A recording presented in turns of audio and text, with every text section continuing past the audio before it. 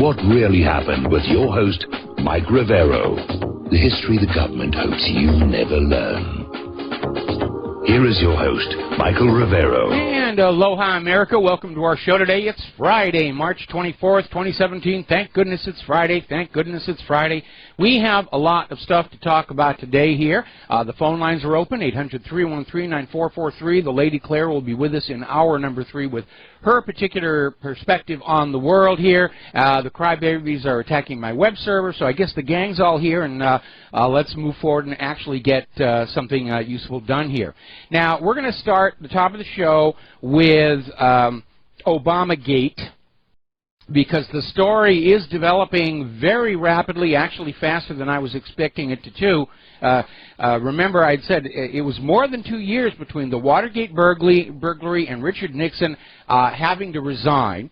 And so we would expect this to take a little time. Not as much in the age of the Internet and the independent media, and as a matter of fact, it is going along very, very fast.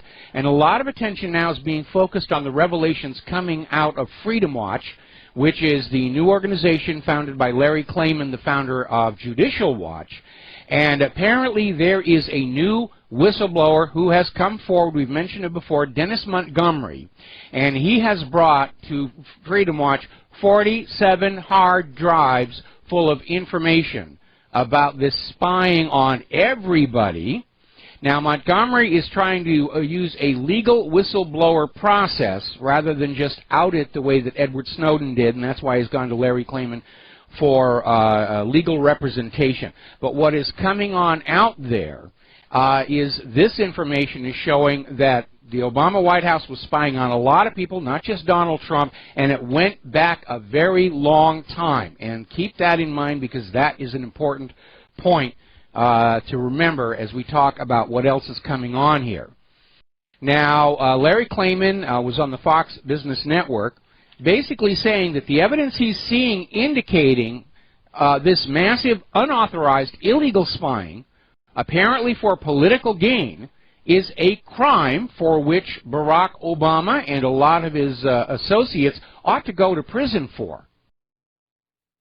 They've got these 47 hard drives. There's 600 million pages of information. They're still going through it, and what they're finding is just astounding. Representative Peter King is confirming that members of the Trump transition team were surveilled by the Obama administration, and basically saying it was going on long before the FISA warrant was issued. And according to King, this is not an isolated thing. They're finding many reports, many sources, many different players in this. It was a huge operation, even larger than Nixon's committee to re-elect the president. And they're basically out there saying that all of this talk about, they're basically what Obama and the corporate media and the deep state are doing is they're now admitting that yes, there was spying on the Trump campaign and the Trump transition, but it was incidental because we were gathering intelligence regarding this other thing, this supposed link between Trump and Russia. And so now incidental collection has become the new buzzword for the corporate media to make you think that this is not important, that this is not a repeat of the Watergate scandal all over again. But there's a couple of things to keep in mind. First of all, we know that FISA warrant was acquired through fraud, and we know the spying on the Trump people went back long before the FISA warrant was actually ordered.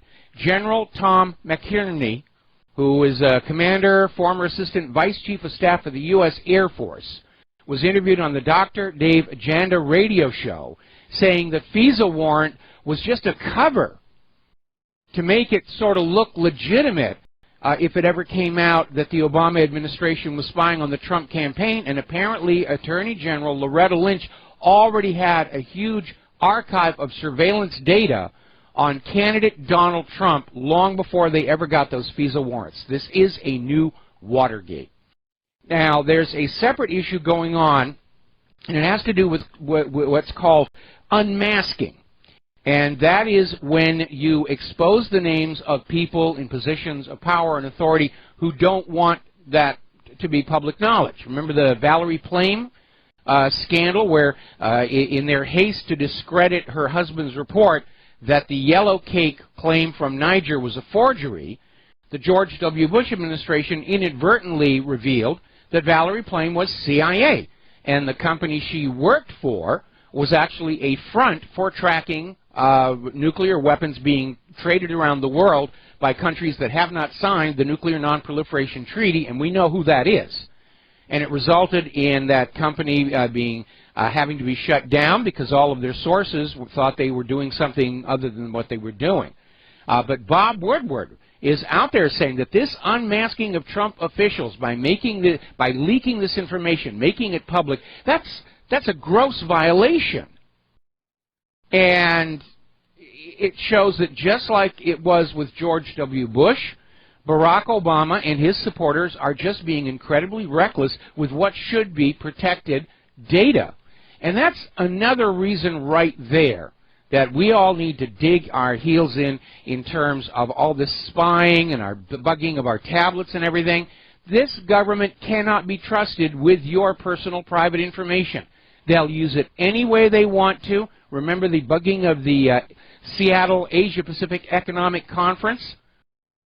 Government agents were breaking into the computers of conference attendees to steal business secrets and give them to Bill Clinton cronies.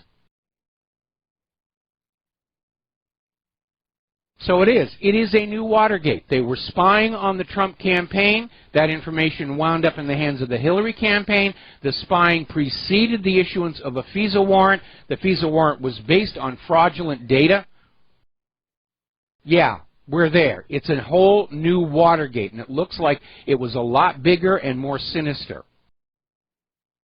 And a lot of Americans, when they look back on Watergate and they see the movies and everything, you know, they come away with the impression that all of this was private on the part of Richard Nixon and his committee to re-elect. No, they were using FBI agents, CIA agents. They were just as dirty back then as they are right now. So this is a big stink. Meanwhile, of course, the corporate media is still out there trying to justify all this. Well, we just have a really strong hunch that Russia and Trump were doing business, and therefore we were justified on spying on them. And even Comey's admitting there is no evidence of it whatsoever. This communication from the servers in Trump Tower to Russia has been exposed as yet another fraud. The Department of Justice found malware on the Trump servers that was mimicking communications with Russia. The other side is saying they found malware there as well. Somebody went to a great deal of effort to break into these computers and install malware that was going to communicate back and forth to create an evidence trail that could be used to say that Donald Trump and the Russia were in cahoots.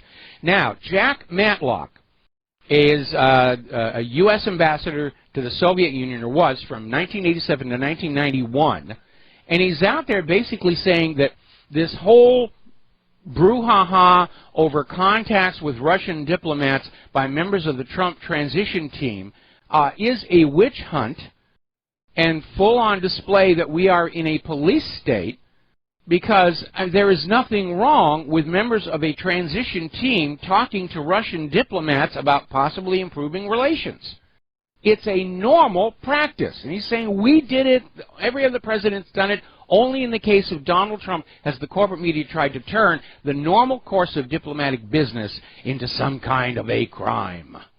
All right, we're going to take a short second here to do a shout-out to our on-air affiliates who are just now rejoining our network. The other big story that we're looking at right now is we're waiting on the vote for the health care bill. And apparently Trump has just now asked the House Speaker to yank it. And it's turned into a big fist fight between the people who want Obamacare and the people who want Ryan Care. Trump had originally issued an ultimatum saying you will vote for it today or we're just going to keep Obamacare where it is. And I'm glad he's moving off that, because that was going to backfire. What Trump was trying to say is, if you don't vote through a reformed health care package, then we're back on Obamacare, and it's your fault for not doing your job. Of course, we know Congress and the corporate media would dump the blame on Trump. He was being inflexible. He was being unreasonable.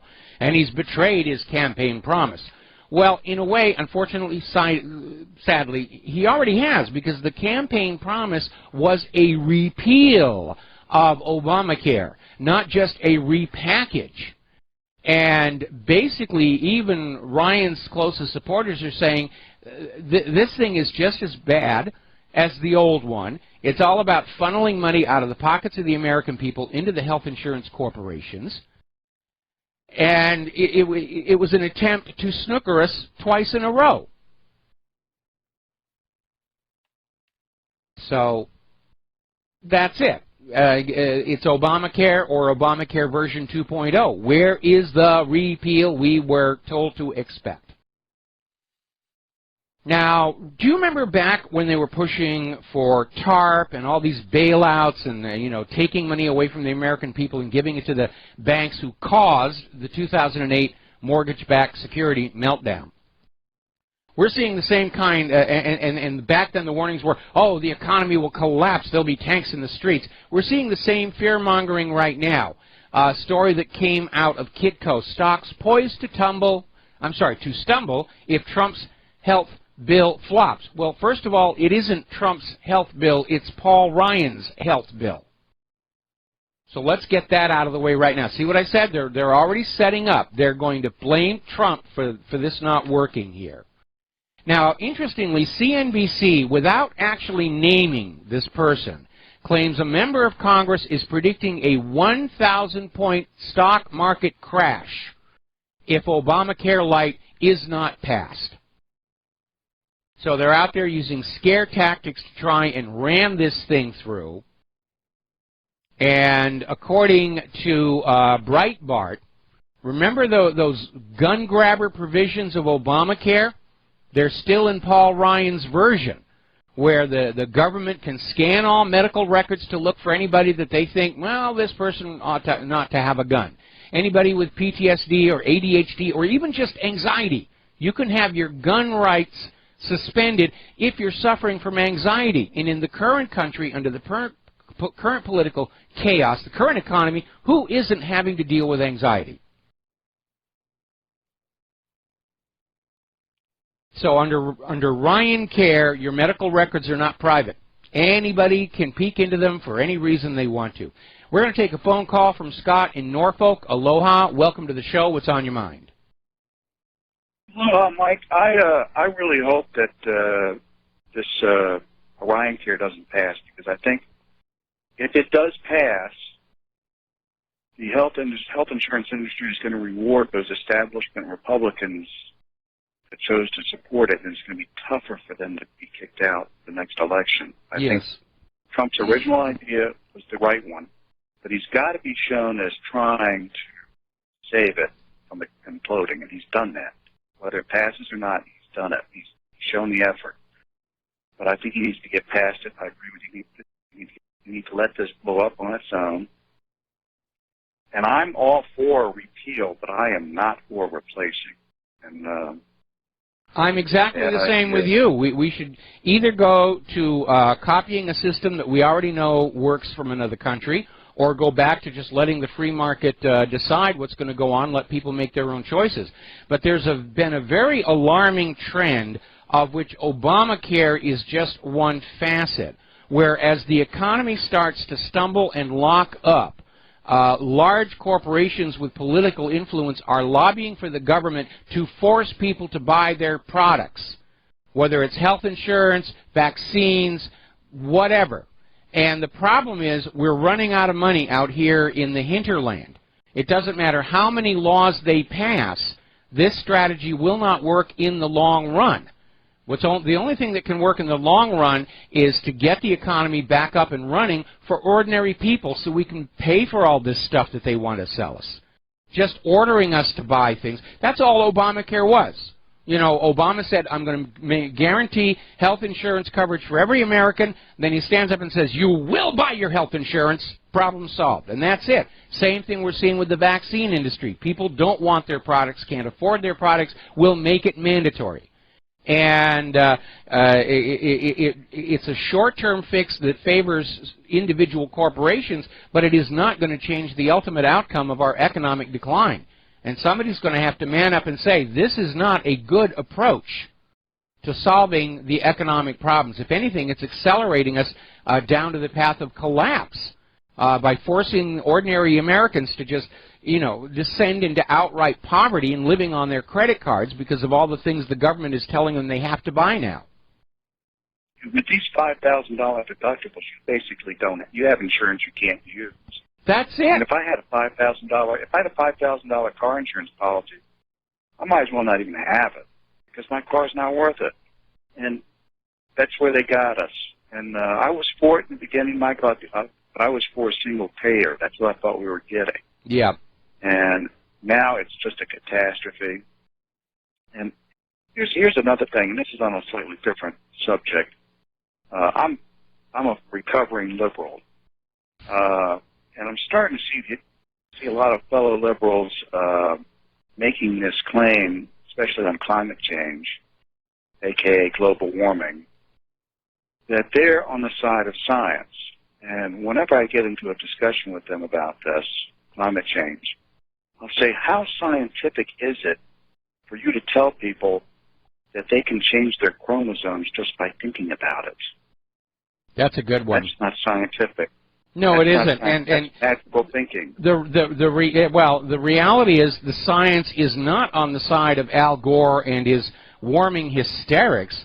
It's all manufactured propaganda, magical thinking, and we believe. And basically, they're not being scientists. They're merely using the label of science to try and prevail in the argument. These days, in the good old days, the kings would turn to the priests and the religions and say, you tell them the gods want them to do what I want them to do. And the priests would say, yes, sir, and they would do that. But obviously religion in our culture is very much on the wane now, and so the rulers have thrown the priests out and brought the scientists in. They give them a white lab coat and a clipboard, and they say, all right, now you tell the people that they are warming the planet so that they will pay the carbon taxes I want to impose. And the scientists will say, yes, sir, and that's exactly what they'll do. Just because somebody is a scientist does not make them necessarily or automatically an honorable person. There's no integrity that comes with that white lab coat. And most scientists are easily controlled by controlling the funding. And there was a huge amount of funding going on out for any scientist who could come up with any kind of a ginned-up report to say, yes, humans are warming the Earth. And a lot of scientists did very well out of the deal, but they weren't being scientific. Their results were not reproducible. They kept hiding the raw data. They kept hiding the methodology, and all of these are violations of classic scientific method. And so they're not being scientific. They're merely using the label and the image of science to try and convince you, because obviously they're scientists and they're liberals, and therefore they are much smarter and better educated than you, so you should just shut up and go along with what the liberals tell you. And again... When I get into a debate about climate scientists, I tell them, and these are the same people who are claiming that 99% of all climate scientists are behind climate change. Big surprise there. I said, well, all that food that you get at Whole Foods because it's not GMO? Well, there's 99% of all GMO scientists that say GMO is not wrong, that's not bad for you. Yeah. Same thing with the vaccines here. But first of all, that claim that 99% of climate scientists support the global warming, that itself is a lie. And a lot of the people who were listed on that list of people who are on board, they have actually threatened lawsuits unless their names are removed, because they are not, in fact, on board with that. A lot of the people who were claimed to be climate scientists supporting global warming aren't scientists at all. They don't have the advanced degrees. They're not published. They're just people who help shuffle the data around. They were making that thing up out of absolute thin air. And it's just part of this larger realization that, yes, virtually everything we get from corporate media and the government is a lie to control us, to rule us, to plunder our wealth, and to take our children for wars of conquest. There is nothing true coming out of the government or the corporate media. In the case of the corporate media, I think we can still trust the sports scores, but that's about it. Thank you for the call, Scott. We got to let you go and take a break for commercials. And aloha, America. Welcome back to our show here. And let me just put this over to one side. Let's talk about the London terror attack, which is what they're calling it. And when it was all going down, they said there's two suspects. Well, now it's just back to the official one, and so it's already beginning to smell like some kind of a setup here. And everybody is exploiting it for their political gain. Now, yesterday we had all of the globalists, the Remainers, saying that this guy was born in Great Britain, and therefore mass immigration was absolutely not a factor. But let's be very honest. They're saying this guy was born in Britain and somehow was exposed to these radicalizing influences. I don't think they found those radicalizing influences in the British schools. So who brought this new point of view, this new philosophy, this new religion into Britain and introduced it to him? So, yeah, the mass immigration is a factor. Not because it produced this individual terrorist, but because it's conducive to that climate of radicalization. Now, showing how absurd some of the attempts to use this incident for political agenda can be, there was a story out of the Microsoft network, MSN.com, where they're saying that Khalid Massoud snapped because of the racism in his village, and then he became radicalized. So the corporate media spin, at least here in the United States of America, is it's all the fault of us white people. We're to blame for the attack on Parliament because we're all racists. I mean, that really is kind of ridiculous, but that's what they're doing. Now then, obviously huge outpouring of sympathy for the victims of what happened over there in Parliament in London. And a lot of people coming on out and saying, isn't it kind of weird that everybody's just crying over what happened in Parliament, and they're absolutely oblivious to what's going on in Yemen, where this Saudi-led, U.S.-backed blockade has put virtually the entire nation on the edge of famine. And nobody cares, because corporate media hasn't told you to care about it.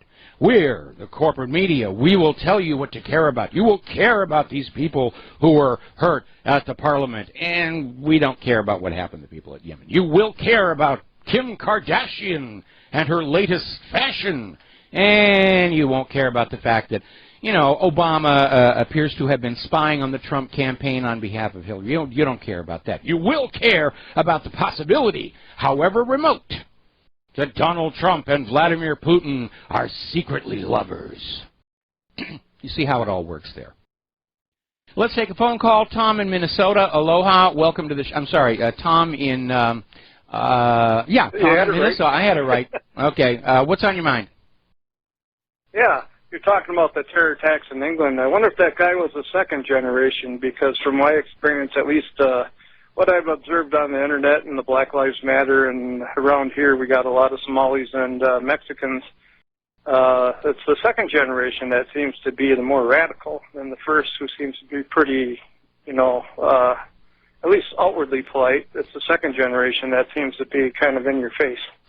Well, it may be because that first generation has a very accurate memory of what life was like in the home country, but that second generation, for them, it's an abstraction, which is far easier to manipulate into some romanticized version that will increase the sense of polarization with the current culture they're embedded in. Right. That would explain, if he's second generation, that would explain his radicalization. Okay. Yeah, that's anyways, I guess, something to think about, because I don't know how far away he is from there, but I'll put money on he's second generation. Yeah, I think it's worth looking into. So yeah, that's a good point. Okay. Yeah. Okay, thanks. All right, thanks an awful lot. We're going to let you go here. We're coming up on a commercial break. After we come on back, we're going to be talking about the war zones. Emphasis on the plural, because there's still all kinds of insane stuff going on out there. So we'll be back after these few words. And aloha, America. Welcome back to the show. We're just now getting word that Ryan Care is dead. Apparently Trump and Ryan have pulled the new Obama health care bill. They could not get enough votes together to pass it, and basically it's now officially dead. And Congress may get back to thinking about a new health care sometime later in the year. And the corporate media is already dumping this on Donald Trump. Trump care is dead. It's a huge defeat, massive defeat for Donald Trump. So it's like I said, we've got a government that is so badly factionalized, it's become dysfunctional. They're too busy digging at each other and fighting with each other to actually accomplish anything useful or meaningful for the American people. Forget about building a wall along the border with Mexico. Let's build one around Washington, D.C. and lock them all in. And we'll fling some food over the wall every once in a while, keep them from eating each other. All right, let's take a phone call. Dustin in New Jersey. Aloha. Welcome to the show. What's on your mind? Yeah, hi, Mike. You seen any bearded Asian men lately? Because that's all the media was calling that London attacker. Yeah, it is amazing. And when I pointed out the fact that the original report said he was Asian, and he certainly didn't look like that in the photos, and I got all these emails saying, well, from Britain's point of view, you know, anything on the other side of the channel is Asian. The Middle East is Asian. Really, it doesn't mean that they were trying to, you know, protect the immigration refugee thing going on. But even now they're having to back off and saying, yeah, this guy really doesn't qualify as Asian, especially because he was born in Great Britain.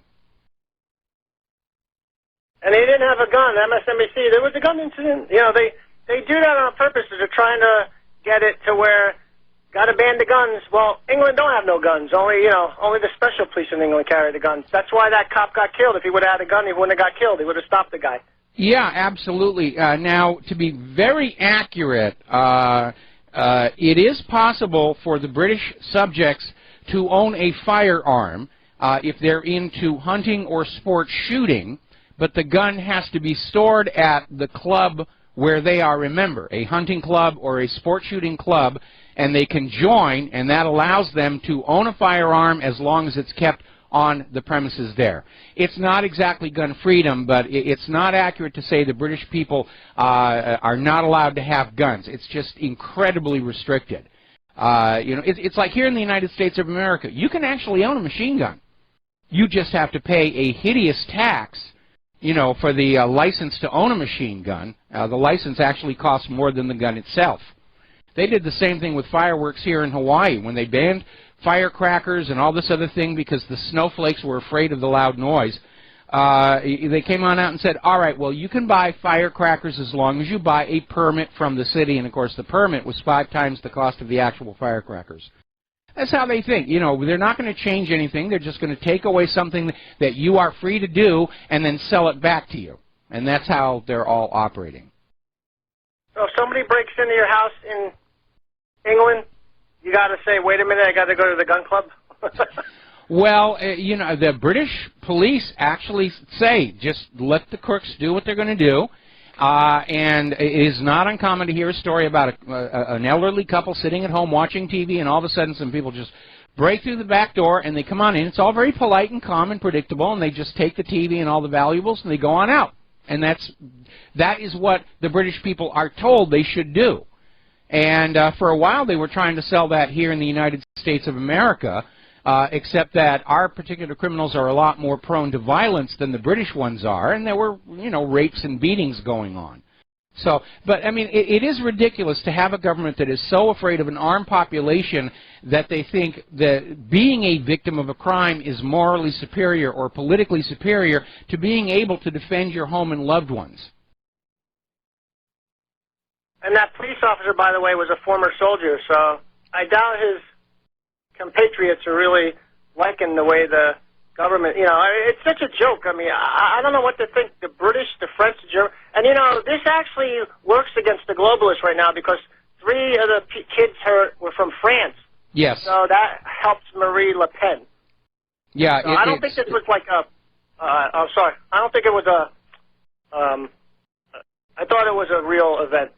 I don't think they could use this right now because the globalists are really in trouble right now. Well, I don't know. We're hearing about all these other things that are going on. There was that aborted a terror attack, mass ramming of people that happened at the same time.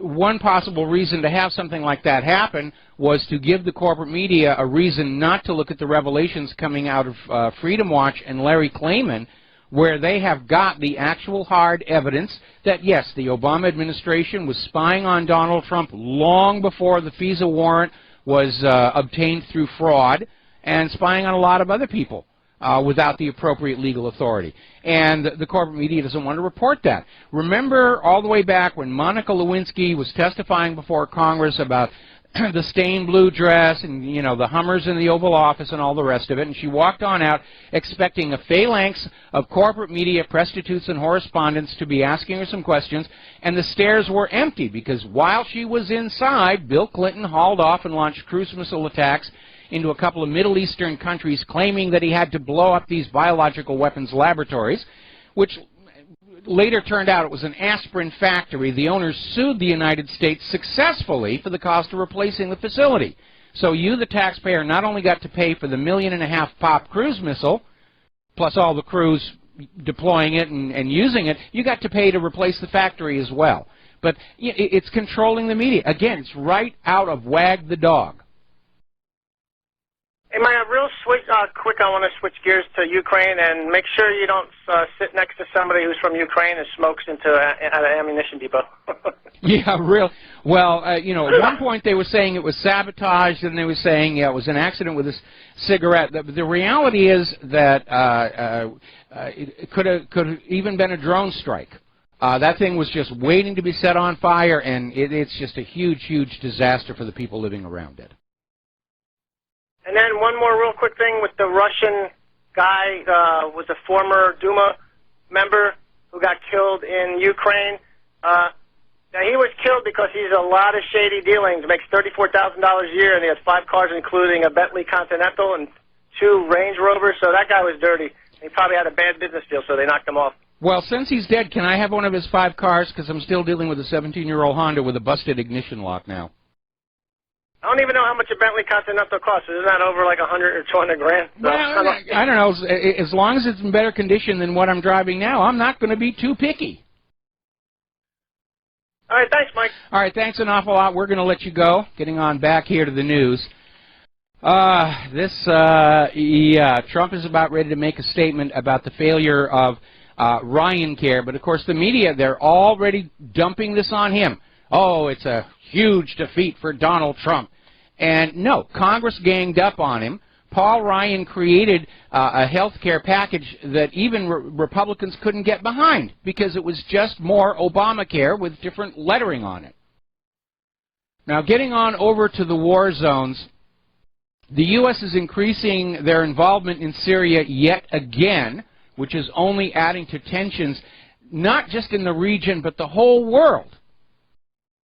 Everybody understands the more the U.S. pushes, the closer and closer they're coming to direct military confrontation with Russia and China. And that's a war I don't think this country can win, even with nuclear weapons. But it is getting out of control. Apparently the U.S. did an airstrike in Mosul. Got to get those. ISIS and Al-Qaeda. Apparently they killed everybody except a single 5-year-old girl. Well, send those planes back in and try it again. It's amazing. Absolutely amazing. Now, as you know, there is a war of words going on between Russia and Israel over Israel's continued incursions into Syria to bomb the Syrian army, apparently aiding ISIS and Al-Qaeda. And they did it the other day. They went on in. They were bombing Syrian forces to keep them away from a group of terrorists. And the Syrians actually shot back at Israel. The Syrians are still claiming they downed one of Israel's warplanes. Israel's denying it.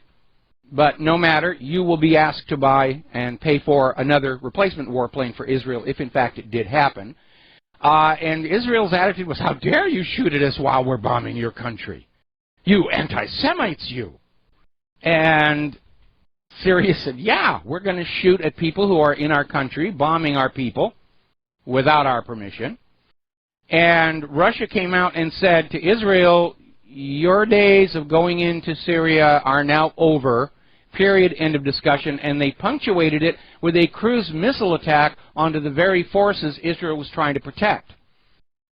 And then Netanyahu came out only yesterday and said, we're going to do whatever we want in Syria. We're Israel. We're above international law. You will not stop us. In fact, I have never officially received your demand that we stay out of Syria. So today, Lavrov is out there saying that Russia is going to judge Israel by its actions, not their words. Always good advice when dealing with Israel. Don't listen to what they're saying. Watch what they do. So that is building toward a confrontation, which again, the United States, going back to George W. Bush, has reached an agreement with Israel that if Israel gets into a major war, the U.S. will go to war on Israel's side, even if Israel starts that war. How is this an incentive to peace? When you go up to one of the most aggressive nations in human history and say, whatever you want to do, we will support you. Now, getting on back to that munitions depot in Ukraine, in Balakleya, it's nasty. They've had to evacuate 45,000 people from around the area. The fire is still going. The munitions are still cooking off and flying out over the residential areas. And this is a major setback for Poroshenko because this was the largest arms depot in Ukraine, and right now he's finding himself short of supplies with which to make war on the Donbass, and nobody wants to loan him any more money. So he is really in a serious position right now. And I would not rule out some kind of sabotage or deliberate attack to light up that depot, knowing it was going to leave Poroshenko with very few options to go. Now, story coming out of FortRuss.com is saying that things are a lot worse for Poroshenko than he's letting on. And it's saying that basically Ukraine has lost more than 30,000 forces in the Donbass and is refusing to admit it. Now, that's hardly news. During a war, the true numbers of the casualties are never admitted. I remember back during Vietnam, where the nightly news was saying, well, we lost 4 here, we lost 5 here, blah, blah, blah, blah. And even though we were all just seeing so many families around us were getting those horrible letters. You know, your kid is not coming back home.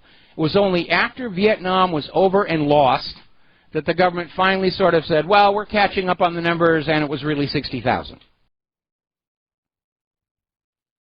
Now, the U.S. is out there trying to claim that Russia is supporting the Afghans and the Talibans just to tick off the United States of America. Needless to say, Russia's denying it. And, guys, let's remember what happened the last time Russia was in Afghanistan. The Russians were killing the Afghanis. They were killing the Taliban. I don't exactly think they're ready to swap wet, sloppy kisses with each other just yet.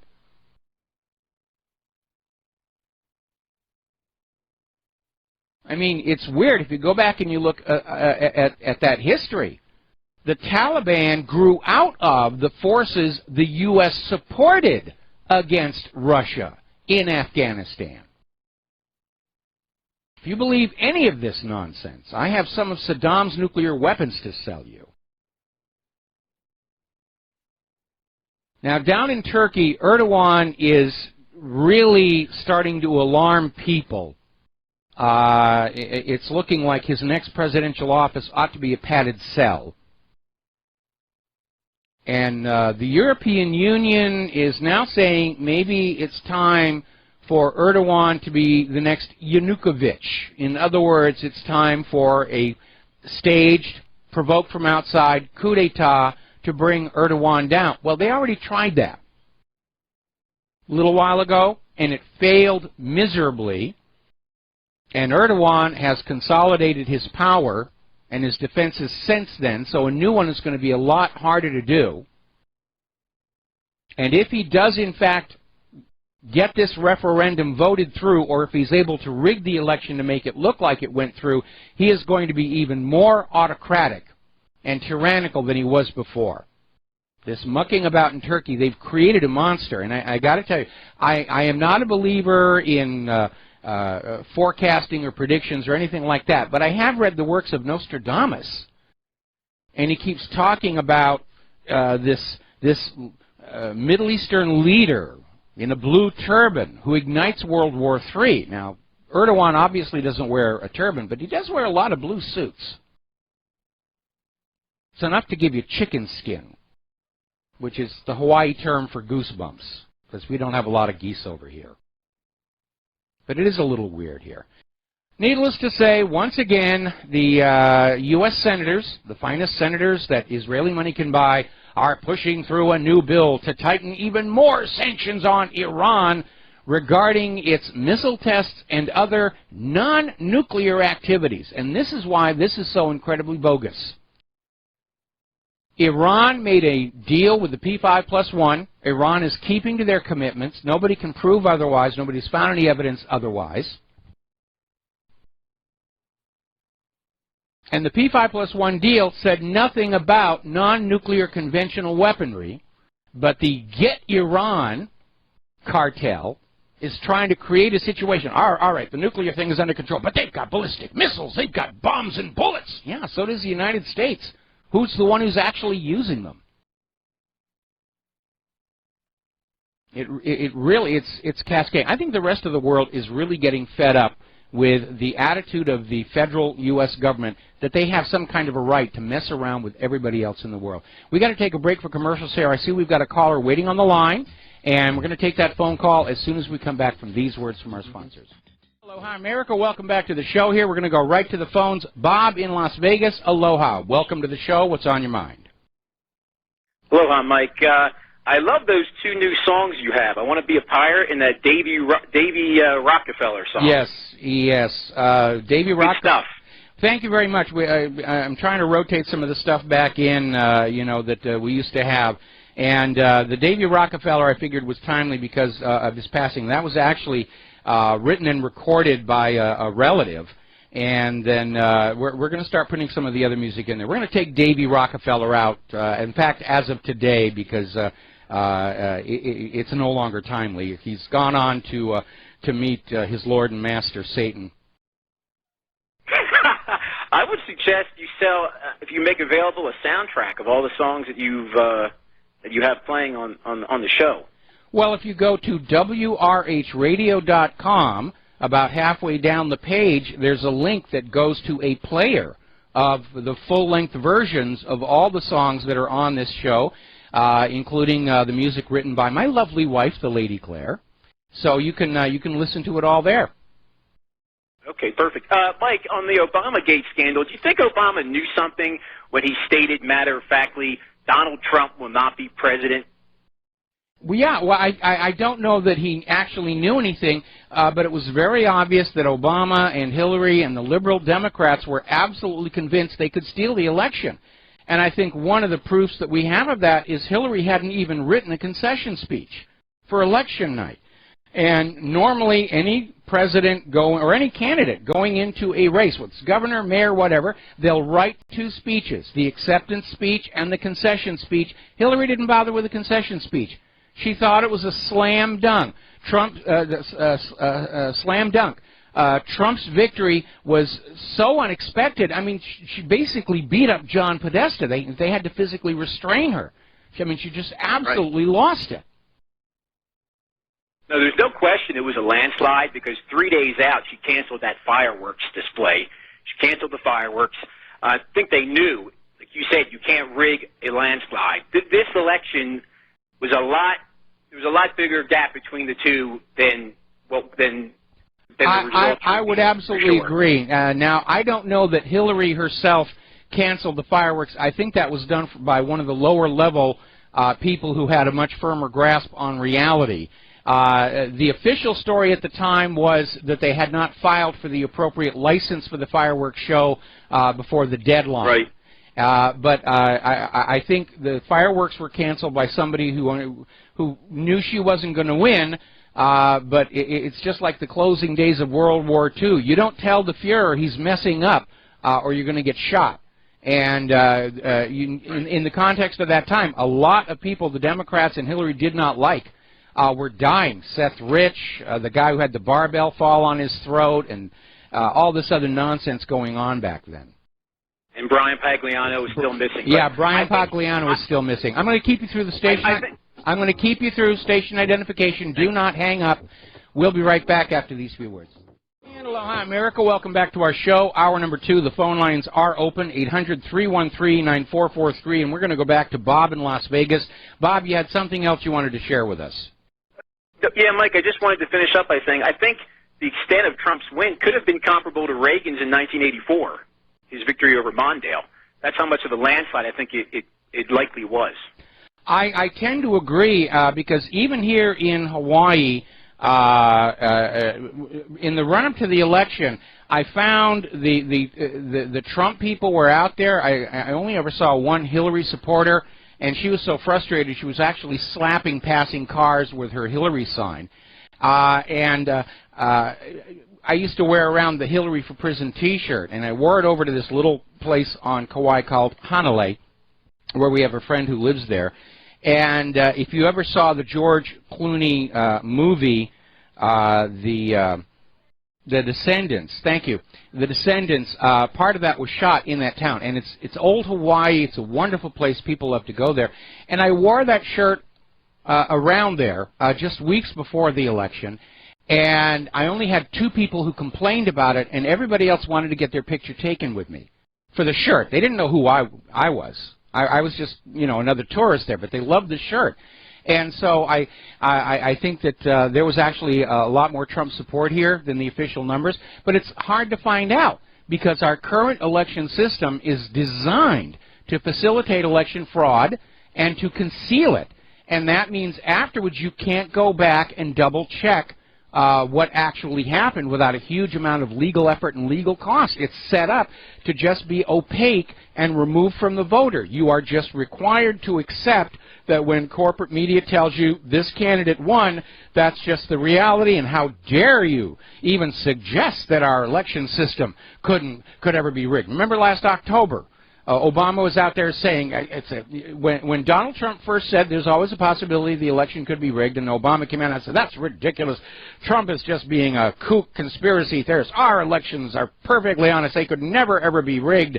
Right. And then, of course, after the election was over, we had Jill Stein coming on out, said we need recounts because obviously this election was rigged. And the recounts did reveal election fraud, all favoring Hillary Clinton, at which point Hillary Clinton came on out and said, well, obviously Russia was rigging this election. And they've kept that theme going since then, that Russia was rigging the election for Donald Trump by helping Hillary Clinton, which doesn't make any sense to anybody except a liberal. And then, of course, now when Trump has come into office saying we're going to be taking a good look at last year's election for cheating, and you had all of these liberals out there, even the NAACP is out there saying, don't you dare investigate if the election was dishonest. Don't you dare do that. You're being racist. You're being discriminatory. You're being a kook. It's a circus. It really is a circus. And if it were not literally the future of our nation at stake in all of this stuff, we would laugh at the absurdity of it. Right. I mean, we were told that Hillary won Nevada, but I don't recall seeing any Hillary Clinton bumper stickers. I saw, the majority that I saw were Trump.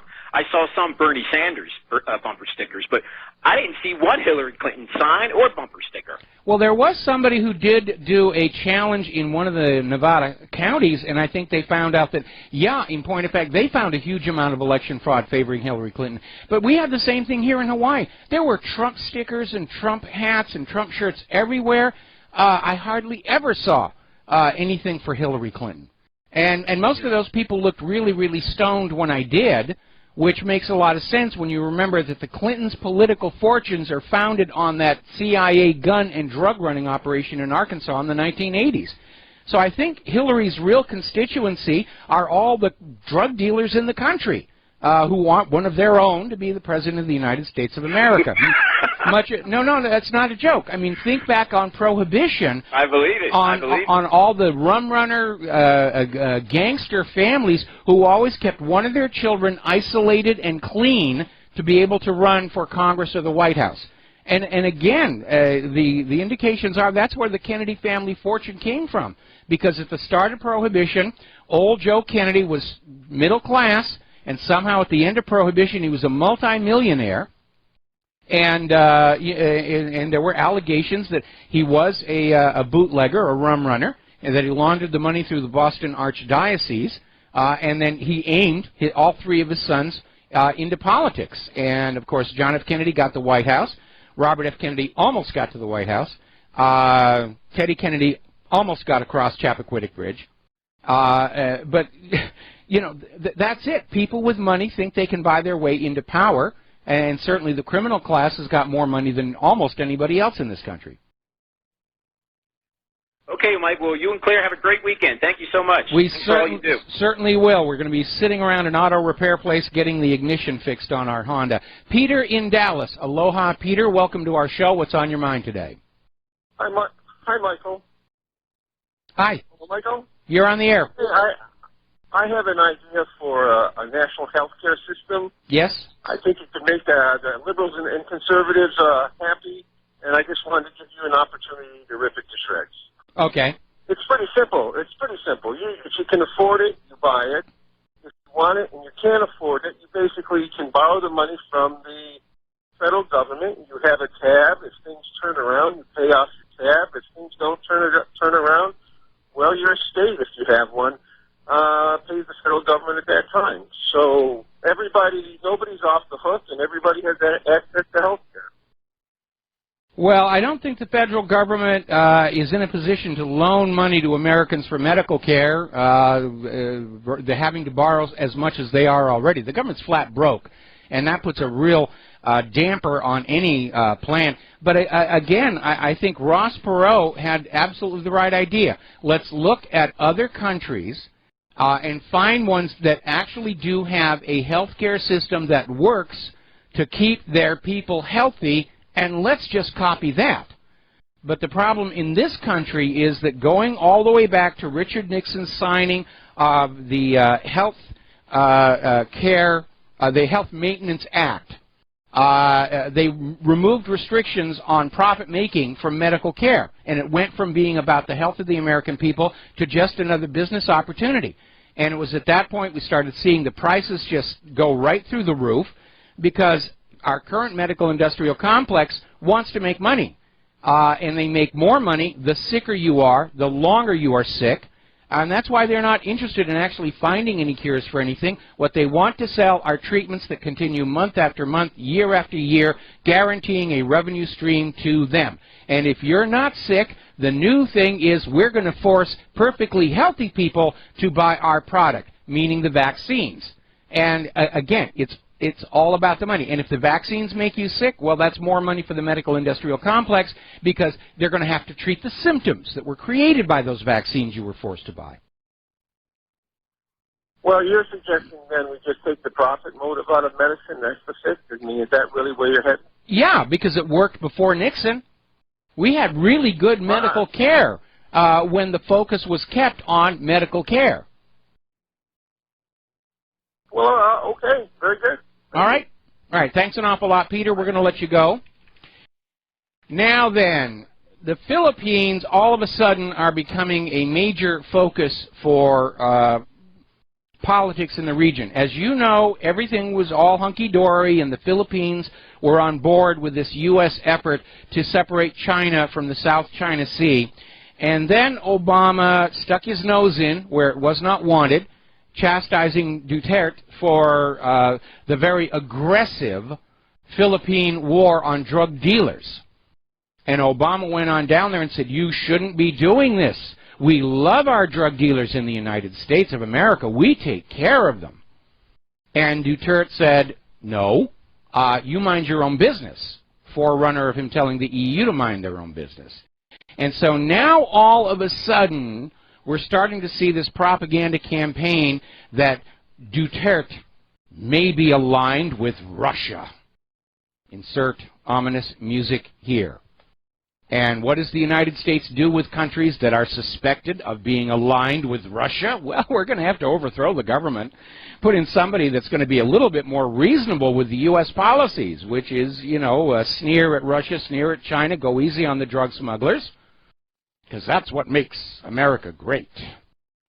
All right, we're going to do a shout-out now to our on-air affiliates who are just now rejoining our network. Let's see. Okay, I'm getting a message from our control room. Does anybody know Bitcoin cryptocurrency really well? Apparently there's somebody who's an associate of RBN, needs somebody willing to communicate with them. So you can call in to the call-in line, 800-313-9443. Mike will take your contact information and forward it along. And, yeah, it's a bit of a mystery. When the Bitcoin first came along, in theory, it sounds great. I haven't had a lot of exposure to Bitcoin. I tried to set up a wallet one time. They wanted a monthly fee. I was recently involved with another cryptocurrency. Unfortunately, it has now been banned here in the state of Hawaii. So, end of story. But it does need to be, I think, simplified in order to make it really commercially viable to the consumer market.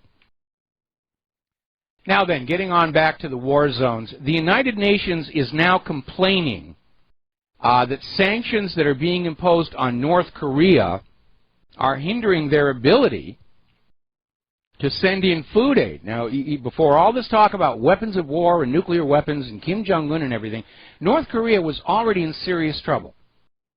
They've had a string of natural disasters. There's a lot of hunger there. The United Nations was trying to send assistance in there, and now because of all the sanctions being piled on, the UN is saying we're having difficulty being able to do anything about what's going on, which may also be their excuse down in Yemen.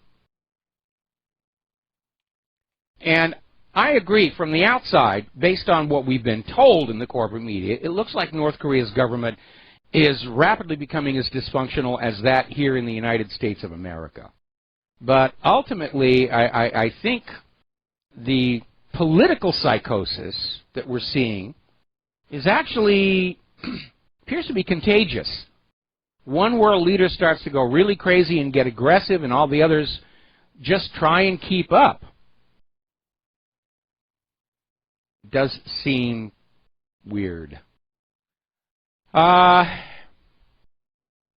Let's talk about Belarus, because it looks like Belarus is now in play. There have been riots down there.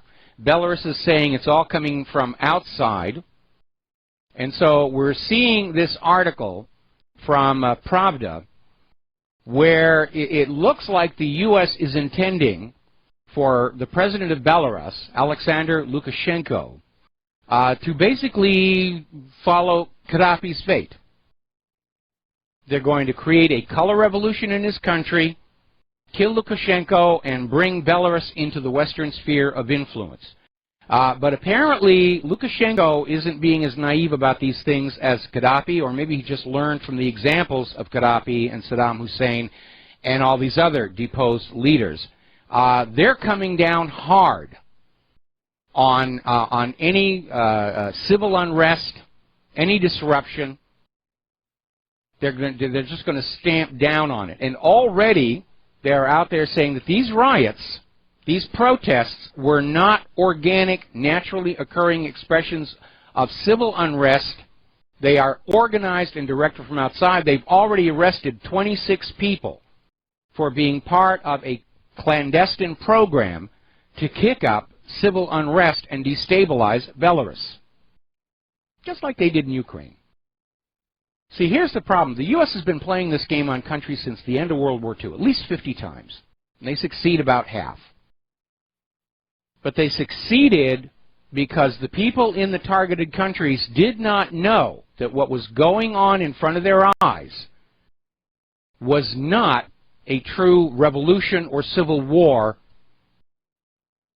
but outside agitators who were overthrowing the government to put in a puppet ruler. The CIA did it in Iran in 1953. They did it in Chile in 1973. They tried to do it in Ukraine, haven't done very well there. But now, because of the internet and the independent media, the people of the world are now awake and realize when they start seeing riots and protests and violence in their country, they know it's not their fellow countrymen. It's not their brothers and sisters and their friends and relatives. These are outside paid agitators trying to bring their democratically elected governments down to replace them with a dictatorship. Every time the U.S. goes out with one of these interventions, one of the big lies that you are told is we're bringing democracy to those people. When you look at the history of all these coups d'etats and overthrows by the United States into other countries, not one of them has ever actually produced a real democracy. They have installed a dictator and an illusion of democracy. All right, we're going to go to Mark in North Carolina. Aloha, welcome to the show. What's on your mind? Hey, how you doing there, Mike? Let me just, I just wanted to say that,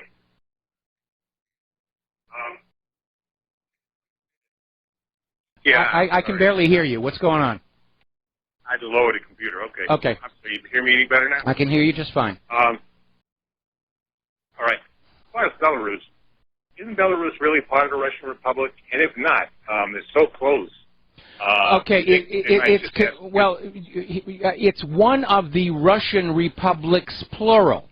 When the former Soviet Union fell apart, it balkanized into all the original nations that had existed before the union of the Soviet Socialist republics. And what they have there now today is something where all these countries are in the same political alignment, but they still enjoy a great deal of autonomy. If you look at a map, the reason for this attempt to take control of Belarus is part of this program to encircle Russia itself. Because if you look at all of the nations around there, most of them are under NATO control or U.S. control. Belarus is still a wild card, and that is why it's being targeted, to turn it into a vassal of the Western world in order to box Russia in. And I don't think Russia's going to allow that to happen. But do you think Putin would be smart? I don't know if the Belarus would want it to send in Russian troops to make sure it doesn't happen. Well, I think Belarus is doing the right thing. They have identified the fact that they're a target for a clandestine U.S. overthrow, and they're cracking down on it. Putin's already done that in Russia, kicked out USAID and a bunch of these other NGOs, which are always at the forefront of these covert government regime changes. And I think Belarus is about to do the same. Like I said, this old recipe doesn't work anymore because everybody sees what's really going on.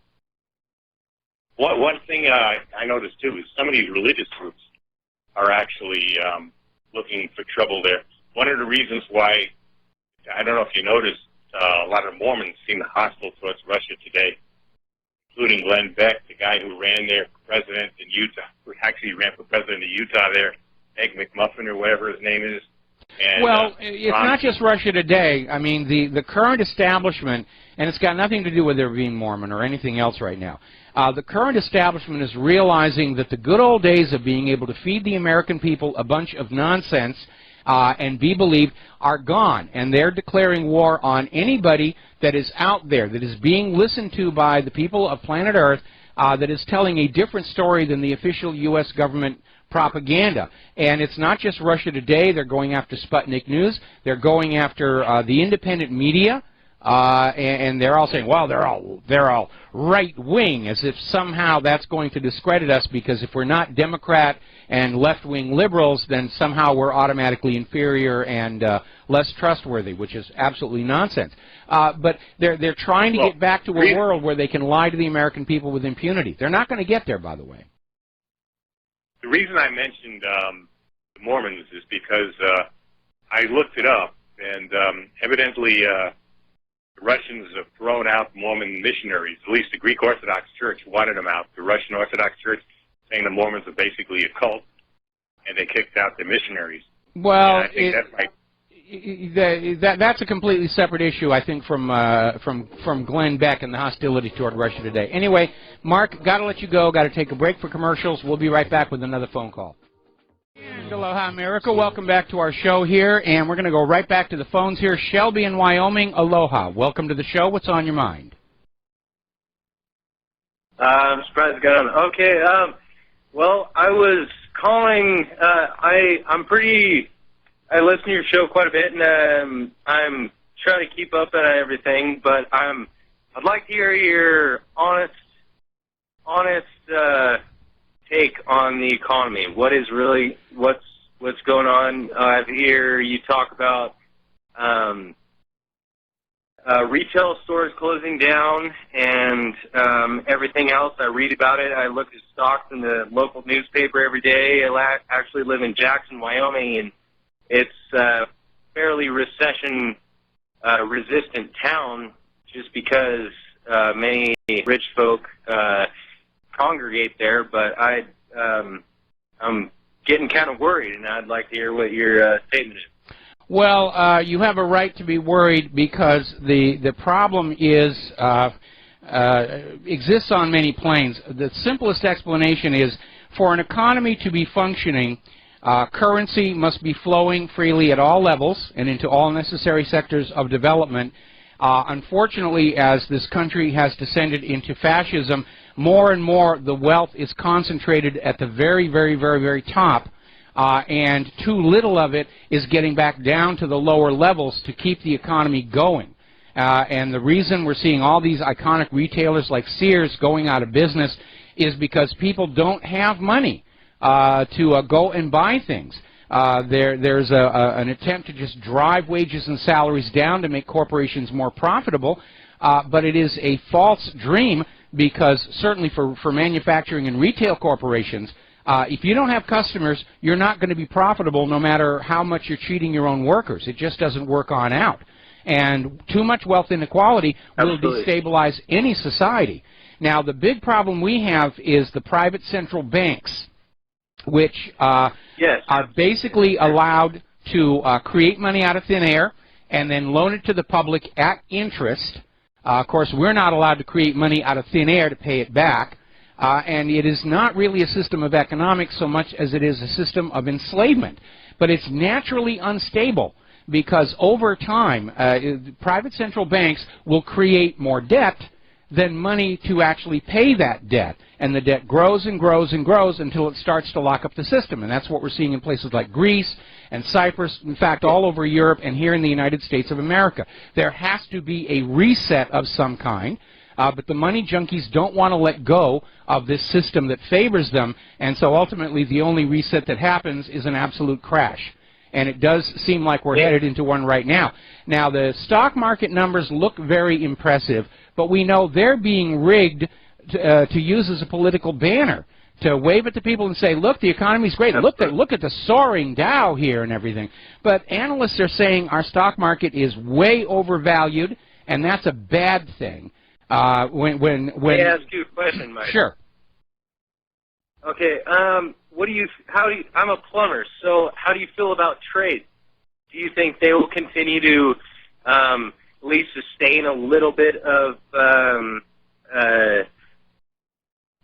sustain through a crash, or do you think that we're pretty much all going down? No, there's going to be a continuum here. I mean, obviously somebody with a really useful skill like plumbing or electrical work or carpentry or anything that actually produces something, they're going to be less vulnerable to a downturn than people who've got degrees in like art history or women's studies or something like that, because those are the first, those will be first to go. So having a really saleable skill, a computer engineer, civil engineering, any of that stuff, they're going to be less vulnerable to the downturn because people are always going to need their pipes to be repaired. They're always going to need the wiring redone in business buildings and so forth. They're going to need cables laid for their computers and so forth and so on. Awesome. Well, that's good to hear. Well, and one other question. I'm sure you've touched on this before in your show, so how in your personal opinion, I know you can't give an exact, you're not a magician or a wizard, but do you really think that it's going to be 2017 that everything's going to turn down? It's hard to say. We got to take a break for commercials, and I'll answer your question when we come back. And aloha, America. Welcome back to the show. And in response to the question, when is it going to start falling apart, it's very difficult for prognosticators to actually say for a couple of reasons. First and foremost, we are dependent on the information that the Federal Reserve and the government put on out. In some cases, that information is no longer being provided. Remember, some years back, they stopped publishing what's called the M3 aggregate, which is the total amount of currency in circulation and a direct measure of the real inflation that we're dealing with. Now we have an inflation calculation that is based on selected indicators and leaves out food and fuel, which is where inflationary pressures first show up. We know the unemployment numbers are an absolute joke. We know the stock market's being rigged. So that blurs things. The other problem is that we're all trying to forecast where the economy is going on the basis of the rules, the regulations, the laws. We have a lot of people in the economic system who simply don't play by the rules, and we have a government that will change the rules whenever they feel it will give them an advantage. But I think in a lot of real ways, I think the economic shutdown has already started. When you hear about iconic stores like Sears going out of business, when you hear about shopping malls that are shutting down, it is very obvious this is no longer an economy that works for the people and the country. It's still working really good for those up at the top, which is why they're happy with it. But I think in a lot of real ways, our economy is already shutting down.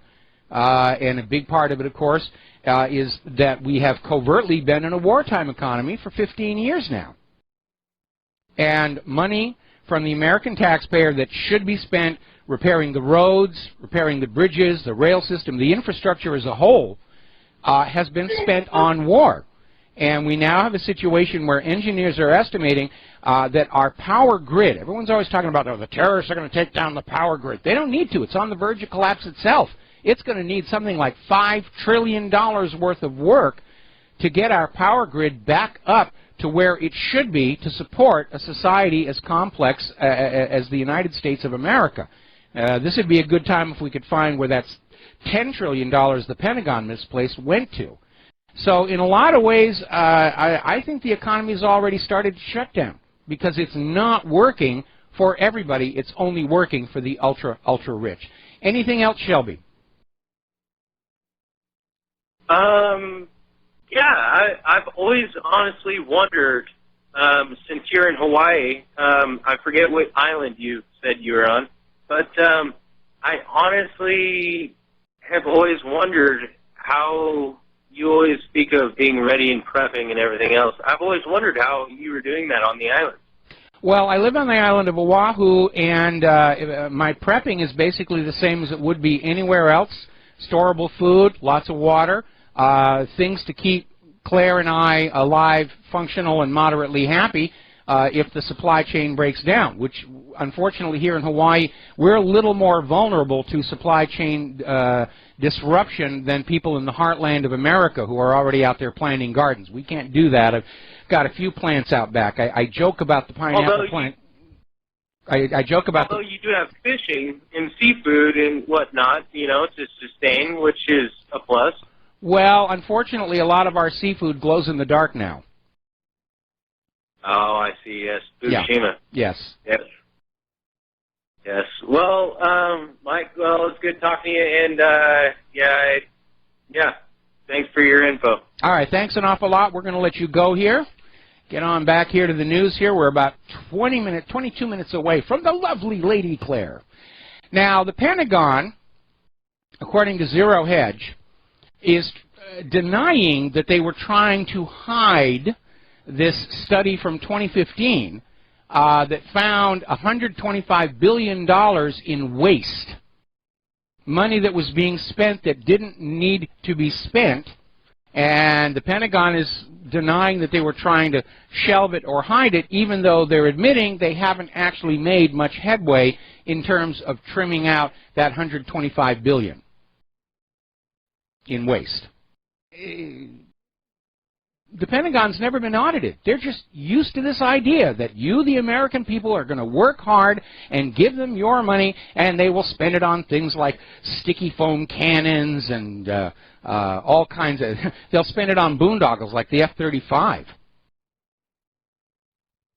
You know, because there's always more money out there. There's always more money out there for us to just build the latest whiz-bang toy here. Now then, getting on to the economic news. Investment Watch blog is reporting the real estate market has been pumped up to support the fake economy. When that bubble bursts, it's going to take a lot of other stuff with it. And the reason for that, and we saw this back in 2008, same exact thing. Flip real estate back and forth to drive up its value, make it look like it was worth more than it had been a couple of weeks ago. And the reason you do that is because it generates instant equity. Because if the house is being flipped back and forth and it's more and more expensive, then you have a lot more of a gap between the equity value of your home and the mortgage that you owe on it. And in that space is where you're allowed to borrow more money against the equity in your home. The problem is when that equity vanishes, you have a lot of loans coming due because they're going to want their money. It's no longer secured. But it's artificially inflated. And during that whole run-up to the mortgage-backed security fraud, we were seeing a lot of real estate frothing is the term, where you're just churning as much sales in real estate as you can to artificially inflate the prices. And Claire and I actually got hit by that twice, because when we first moved here, we were over in renting a condo on the other side of the island. We were very happy there. We were very happy there. And then all of a sudden, back in 2008, it got sold. We're going to sell it. It's worth so much more money to us. So we had to move to another home, and we were only there a couple of months, and all of a sudden that was being sold and flipped back and forth. And we lucked out finding this particular place where we live right now. And part of the problem is the entire system runs on lines of credit. Sears is actually getting inventory, and they owe the manufacturers for the inventory, which they pay back when you actually buy the product, and nobody's buying. Apparently, some of Sears' insurance companies are starting to cancel their policies. We have a Sears down here at the bottom of the hill. They have an elevator in the middle of the store. It's been out of commission for months. And it's very obvious looking at it. It's just blocked off, elevator out of order. There's no repairman. There's no tools. There's nothing. They have just made the decision they're not going to fix that elevator because they just don't have the money for it. Now, Russia is getting ready to break with the international banking system, and we're talking about SWIFT, the Worldwide Interbank Financial Telecommunications System. It's called SWIFT. SWIFT just disconnected North Korea.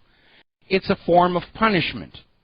If you don't do what the private central bankers do, we will cut you off. Well, Russia is already making preparations to go it alone and just not be involved with that international cartel of private central banks anymore.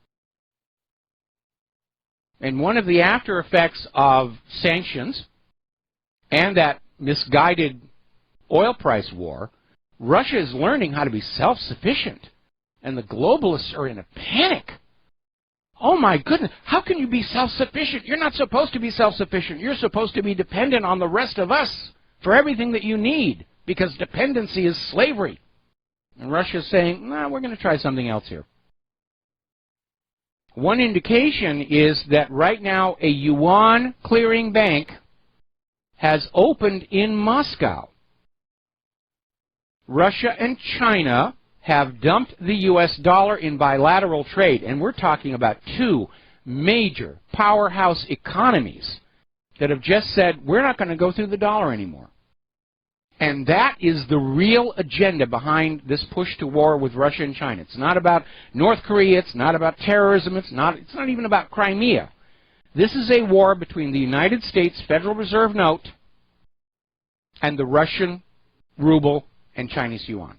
That's what it's about. That's what all this bloodshed is about. That's what this risk of World War III is all about. It's an argument over which brand of ink and paper we're going to be using for the next 100 years. This so-called clash of civilizations is a war between banking systems, between private central bank enslavement and countries that want to go back to banking that serves the nation and its people. All right, let's grab some phone calls here. Wes in Idaho, aloha. Welcome to the show. What's on your mind? Yeah, Senate Bill 2302, Stop Radical Islamic Invasion of America. Shouldn't Trump be doing something about stopping this invasion so we are not going to be like Germany or Sweden? Well, he's trying to. He put out the travel ban, but, you know, the liberals keep trying to block it. Now, there's a little bit of good news there because the judge in Virginia has refused to issue an injunction against the travel ban. Now, there are still 2 other states, one of them being right here in Hawaii, that are trying to block it, and they're going to have to go through the court cases on that one. But Trump is trying to protect our borders, and the globalists, the New World Order, the liberals are all fighting him tooth and nail. They want the world's population to be blurred together, and they don't care how many people get robbed or murdered or raped to do it because they believe in this eventual glory of the New World Order. In a lot of ways, the liberals are very much like the Scientologists, who are perfectly okay with committing these horrible crimes against those who don't want to do what the church tells them to do, because they believe in the long run they're serving humanity and they're going to make the whole world a much better place. Even though they're committing acts of terrorism today, they justify them. And the liberals do the same thing. Yes, your kids are getting raped by these criminals that we're importing from other countries, but in the long run, it's for the betterment of humankind. And liberals really, in fact, we should call them the Church of Liberalology.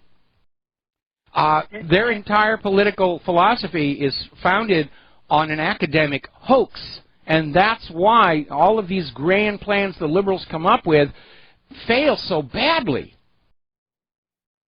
Can you comment directly on Senate Bill 2302? I have not actually read the text of it. I've seen it summarized.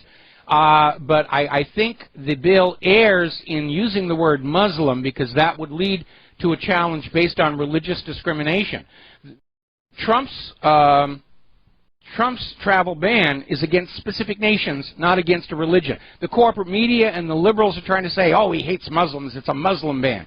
No, it's a ban on people from specific countries. And if you are coming from one of those countries, it doesn't matter if you're Muslim, Christian, Jewish, atheist, Pastafarian, Zarathustrian, or whatever, you're going to have the same degree of trouble coming into this country. The religion is not the issue. The issue is these countries hate the United States of America, and for a very simple reason. We've been mucking around their countries. We've been dropping bombs on them. We've been drone striking them. We've been trying to overthrow their governments. Nobody's going to have that stuff happen to them and remain entirely cheerful. These other countries don't hate us for our freedoms. They hate us because they're just going about their lives, trying to take care of their family, and all of a sudden there's a hideous explosion, and people they've grown up with are lying in bloody shreds at their feet, and the shrapnel is all stamped made in the USA. That's why they hate us. And that's why Trump is correct to say that we should be very careful who we let on in. Now, the funny thing is the media is being very, very hypocritical about all this, because Trump is not the first president to ban groups of people, and the president is allowed to do this under Title VIII. Reagan banned immigration to specific groups of people 5 times during his administration. Bush Sr. banned immigration to a specific group 1 time. Bill Clinton banned immigration to specific groups of people 12 times during his administration. George Bush Jr. banned immigration to specific groups of people 6 times, and Barack Obama banned immigration to specific groups of people 19 times. And Donald Trump does it once, and they act like it's the end of the world. In 1,400 years of Islam's existence. They have always been at war with the rest of the world. Well, wait a minute. That's not fair to say. Look at what the Catholics did going into the Crusades. I mean, the idea of a holy war, a war fought for God, is actually a Catholic invention. And yes, the Muslims adopted it to fight back, but it's not entirely one-sided. There was the European effort to reclaim the Holy Lands in this belief that, you know, Jesus was actually a white guy. And then you have the continuing aggressions by Israel against its Muslim neighbors. It's not fair to say that Muslims have been at war with the world for however many years because the world has been equally at war with them.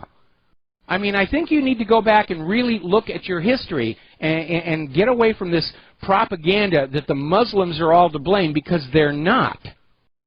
Everybody shares the blame because everybody has been an aggressor at some point in this horrible history. Thank you for the call, Wes. We're going to let you go. We'll be right back.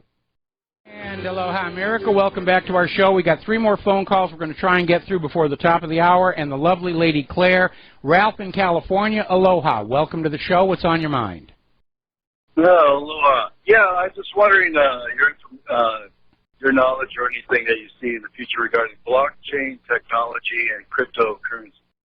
I'm not an expert on the subject. I did put out a call a little earlier in the program where one of our RBN people needs some contacts who can talk about it. I tried to get into Bitcoin, then I tried to get into this other one, I think it was called Cloak Coin, but they've already made that illegal here in Hawaii. Certainly the Federal Reserve is trying to find a way to justify the banning of any alternate currency to the Federal Reserve note. But they're in a bit of a pickle because their original charter didn't grant them exclusivity. And that's why when you look at the front of a Federal Reserve note, it says this note is legal tender for all debts, public and private. It doesn't say it's the only one. And if 2 people get together and say, you can settle your debt to me for white seashells, that's now a valid, legitimate alternative currency. The same thing for silver and gold. We've got these states that are now removing capital gains on silver and gold so that they can be used as currency. And the cryptocurrencies are likewise, as long as people accept them, they can be used for commerce. My concern about cryptocurrency is it has to be easy to use, secure, and given the amount of cybercrime going on right now, I'm not entirely sure I'm ready to trust a significant part of my poverty to its clutches. Okay. Well, what was the ruling? How did Hawaii ban that? Like, what did they... I didn't get into the details. It's just when I went to the website, there was a notice saying we cannot serve you anymore. Hawaii has now banned this form of currency. So, you know, sorry, that's just the way it is. Okay. All right. Well, hopefully you get somebody on there and more information would be good. Well, we can, but it's not a top priority for me right now.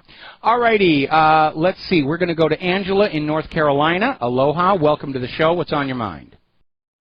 Hey, Mike. I had a question. Is our military not supposed to keep Americans free and back our Constitution? And why are they playing exercises everywhere and not here taking care of what we pay them to do and using that income that we pay them with to keep our economy going?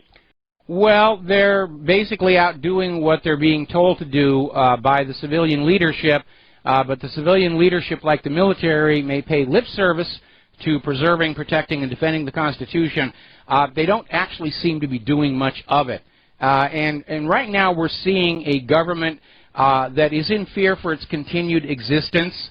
And when you have a government that is afraid for its continued existence, they're going to start ignoring the rules and just do whatever it takes to preserve their wealth and power. Okay?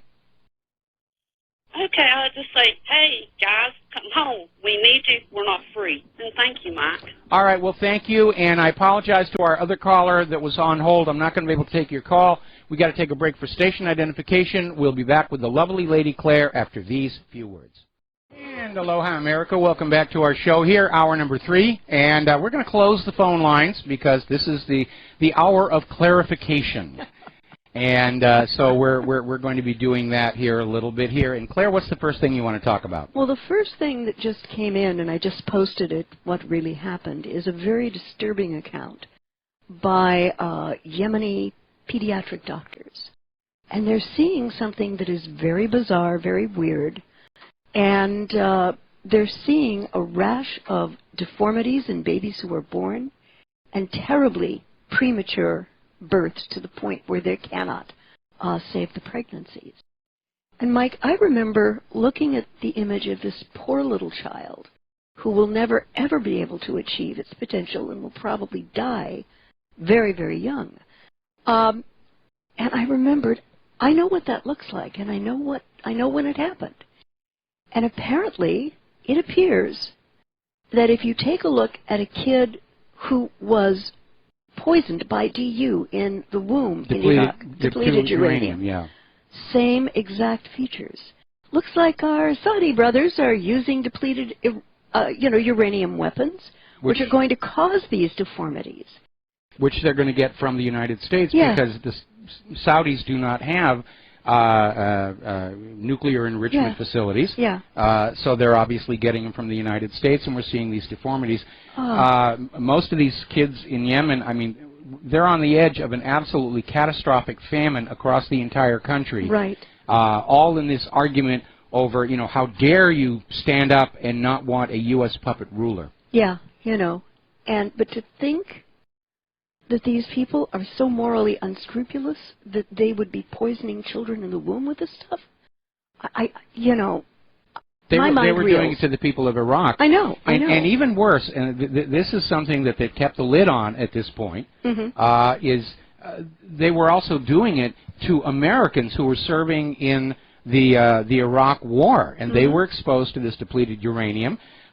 They mustered out of the military, came on back home, started their family, started getting massive birth defects, huge epidemic of severe birth abnormalities in the families of our returned veterans. And that's going to happen to the Saudi vets as well. And, the U.S. government basically through the VA is saying, we're going to pay for the care and everything as long as you do not talk to the press.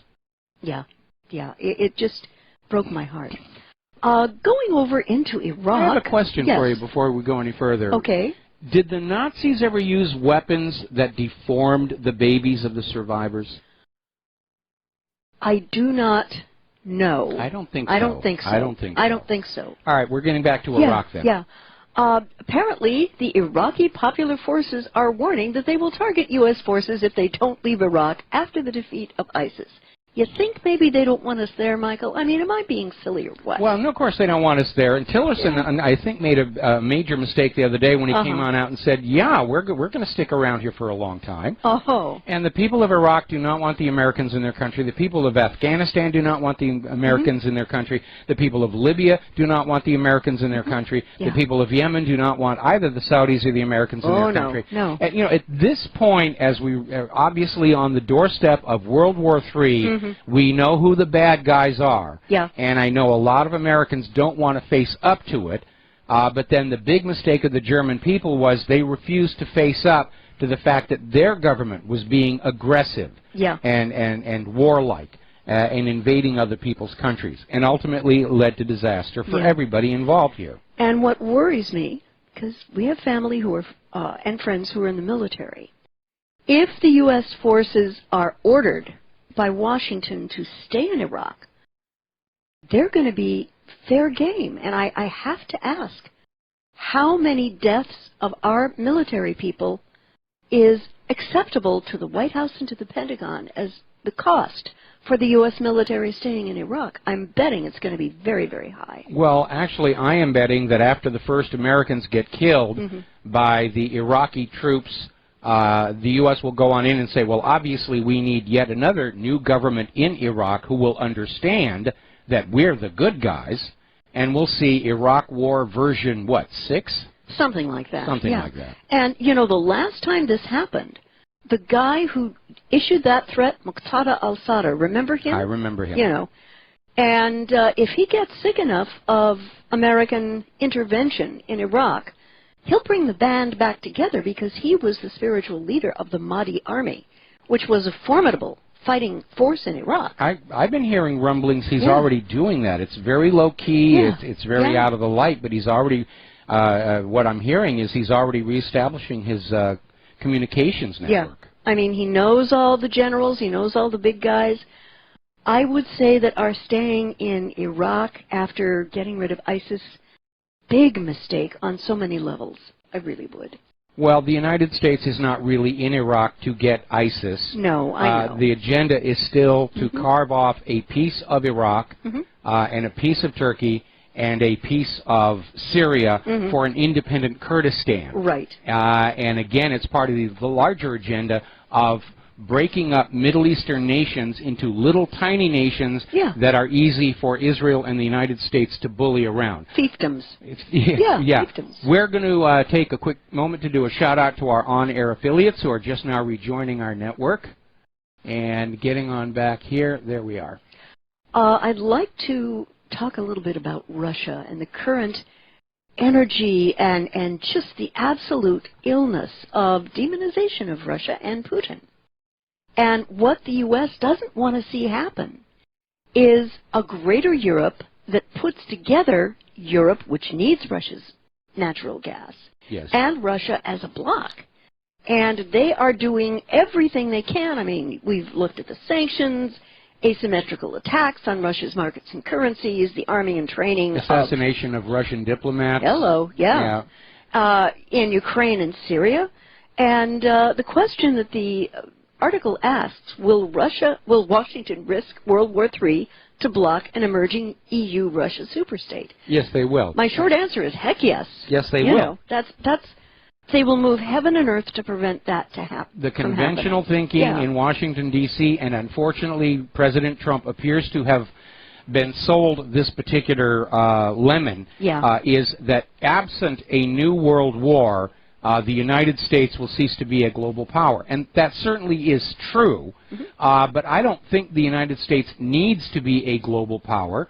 The money junkies certainly want that, but ordinary Americans like you and I and the folks over at the church and our neighbors and everything, we don't need the United States to be a globe-straddling superpower as long as we have a working economy that allows us to just have a comfortable lifestyle. That's all we really want. It's just a comfortable lifestyle. We're not really demanding the way the money junkies are, where there must be more, always more. And I'd like to also talk a little bit about North Korea. Apparently, this pile-on of sanctions against North Korea is hindering food aid, and this is getting really nasty. And the starvation of children, allegedly to soften a country up for invasion and or occupation, is not a new tool. We used it in Iraq, and I remember Madeleine Albright, and I think the figure was 500,000 kids starved to death? Yes. And she said that's a perfectly acceptable outcome. To whom? I remember when Barbara Bush was told about that, and she said, why should I trouble my beautiful mind with such things? Yeah. And then we have some more Russia bashing going on. A U.S. general, Russia perhaps supplying the Taliban. And this guy is General Scaparotti. And he told the Senate Armed Services Committee that he has seen the influence of Russia of late. Is he reading tea leaves, or is he completely deranged? No, basically the default position is anybody who is not 100% cooperating with the United States is obviously a Russian stooge. And as I mentioned earlier in the program here, let us please remember that the last time Russia was in Afghanistan, they weren't exactly getting along with the Taliban. In fact, they were killing them. They were helicopter attacks and so forth. And the Taliban grew out of the Mujahideen that were U.S. allies against Russia. Right. So this idea, what they're looking for is a scapegoat. Yes. We're not doing well in Afghanistan. In fact, the U.S.-backed puppet regime is actually only in control of about 60% of Afghanistan. If that much. Mostly focused around the oil wells and the poppy fields. And they're looking for somebody to blame for Afghanistan now having become the longest single war in U.S. history. Well, it's not because of a failure of policy or anything that we did wrong, or the fact that Afghanistan has a long history of being a graveyard of empires. It must be the fault of Russia. Anything bad that happens, it's Russia's fault. And, you know, Vladimir Putin stole our car yesterday. Okay, it was a terrorist attack. He didn't want to No, it walk. was a hate crime because Putin hates walking. But I would like to hope that this General Scaparrotti just cools his jets, trying to blame the epic failure of a nearly 16-year-old utterly failed U.S. NATO occupation on Russia is absurd, and there's no evidence. There's zero, zip, none that he was able to present. Well, he's still coming out of the mindset of the first Cold War. We don't need no stinking evidence. Yeah. We will tell you, the corporate media will tell you, we tell you, you will believe it, and all will be well, which was certainly not the case here. No, definitely not. If there's a reason for hope of a non-nuclear outcome for all of this that's going on, it's the fact that so many of these establishment figures are Cold War fossils who still don't understand how the fundamental nature of information flow has now changed in our society. And it's not going to be turned around and removed with smear jobs on the independent media. Yeah, it's just not going to last. Saw an interesting development that I thought was worth noticing. Apparently the U.S. Army has ordered a multi-million-dollar contract for support services as its Kuwaiti bases. Well, knowing how the Pentagon puts out these contracts, that's one guy with a broom sweeping out the officers' club. Yeah, okay. But it's interesting, and I didn't know this before I did some due diligence. Apparently we've got 10 U.S. military bases in Kuwait. And looking at the geography and looking at... They're clustered around the oil fields. They're clustered around the oil fields. And it was reported by AP in 2012 that having these massed bases there gave the White House flexibility for something like a strike on Iran, strike on Syria, etc., etc. But I have to wonder, Mike, the government is beefing up these bases right now, and Kuwait is a place for power projection in the Middle East, in Persian Gulf particularly, and Mike, this construction is due to be completed next March, spring of 2018. I've got to wonder what they're thinking about for spring of 2018 of next year. They're trying to garrison their conquered provinces the way Rome did. Rome would go in, conquer a province, and they'd start putting up forts and garrisons and the rest of it. I'm still thinking about that Navy base that they're constructing on that island in the Gulf, which was very much not being publicized, and kind of makes you wonder what other still secret military bases are now under construction, and if this is in fact where much of that missing $10 trillion from the Pentagon went to. Now you're talking about that base in the island in Yemen? Yes. That's technically Yemen's, but you know, it's not Yemen's anymore. Well, they can't go on out and protect their own territory from the building of the U.S. base because they cannot get off the coast right now and past the Saudi blockade. Yeah, it's very interesting out there. I'm wondering what is being planned for spring of next year. Well, they're planning for power projection, and again, the reason they're trying to destabilize Belarus, I think, is they're trying to encircle Russia to limit its ability to fight back. Yeah, that could definitely be a very valid reason for this happening. As reported today in antiwar.com, a U.S. airstrike killed 230 civilians in Mosul overnight. One single airstrike killed about 130, and the other 100 or so were killed in the surrounding area. We're talking about non-combatants, women, children, medically fragile, elderly. Actually, they killed everybody but a single 5-year-old girl who somehow managed to survive, and I'm sure there's a warplane on its way in to finish her off under the theory, kill them all, let God sort them out. Yeah. And this was in the Daily Mail today, and I felt compelled to comment on it.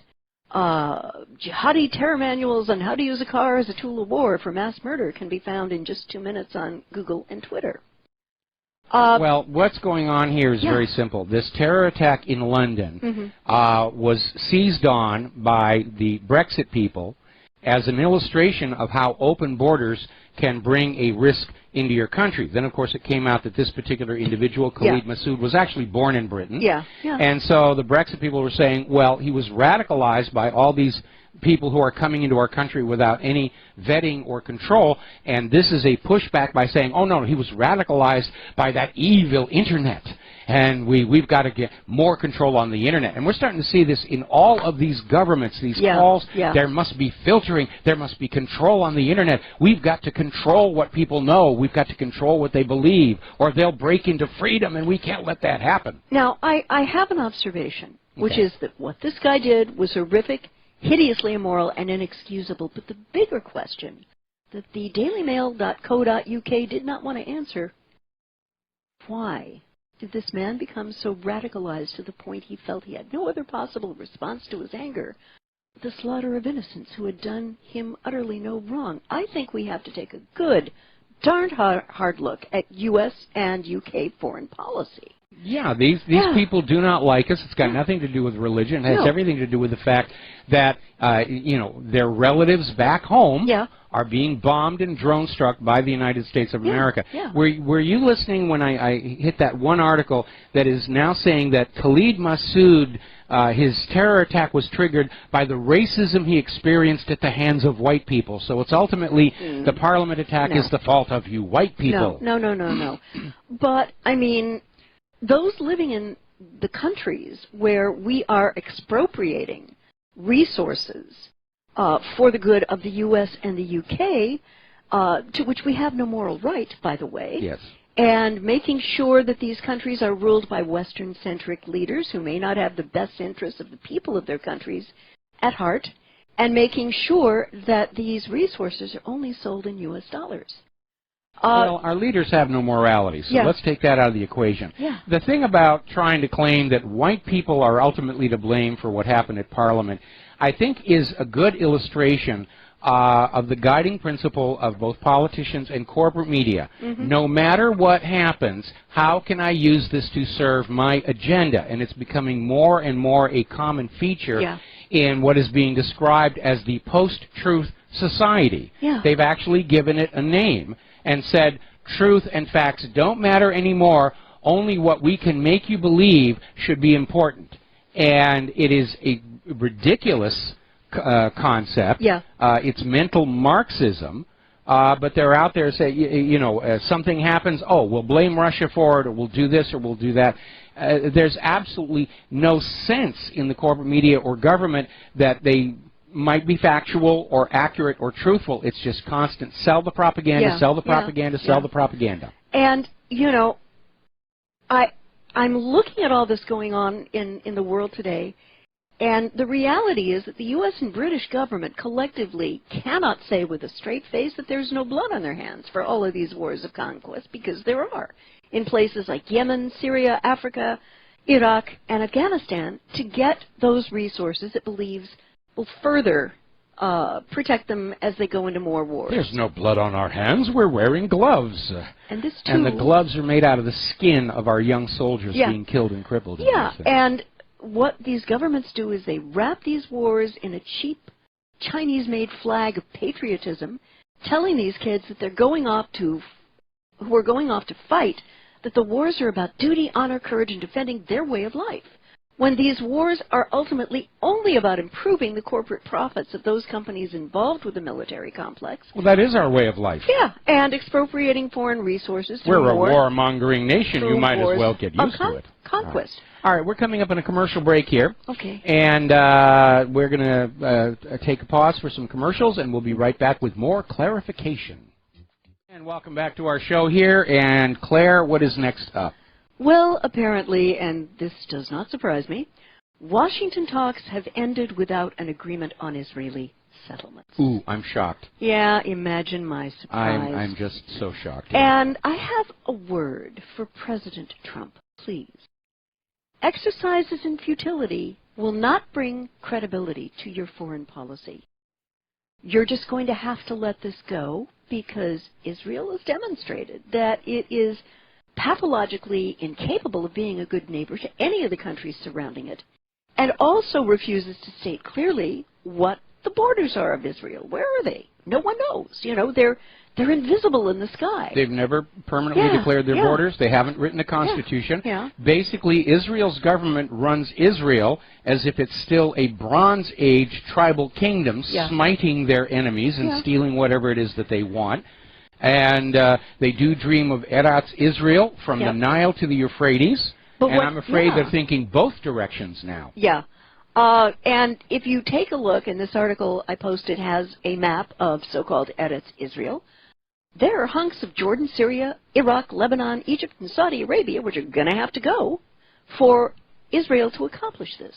Now, those countries are not going to let that happen without a fight. Yes, but don't forget, the United States has promised to aid Israel in any war, even if Israel starts it. Yeah, and so what Israel is doing right now to claim more territory closer to home, it is practicing serial genocide against the Palestinians, ramped up a brisk annexation program in East Jerusalem and the West Bank, throwing out Palestinians whose families have lived in those homes for generations. And it's important to understand, Israel is violating its own law and international law, because international law allows an occupying power to seize land in an occupied territory for military purposes, but once the military purpose is over, the land must be returned to its former owner. Now, what Israel is doing all across the West Bank is they'll go on in and say, we need a military security buffer zone, and they'll kick out the Palestinians there. And they never can come back. And what they'll do is then they'll take the land and say, we're going to sell it for development of a settlement.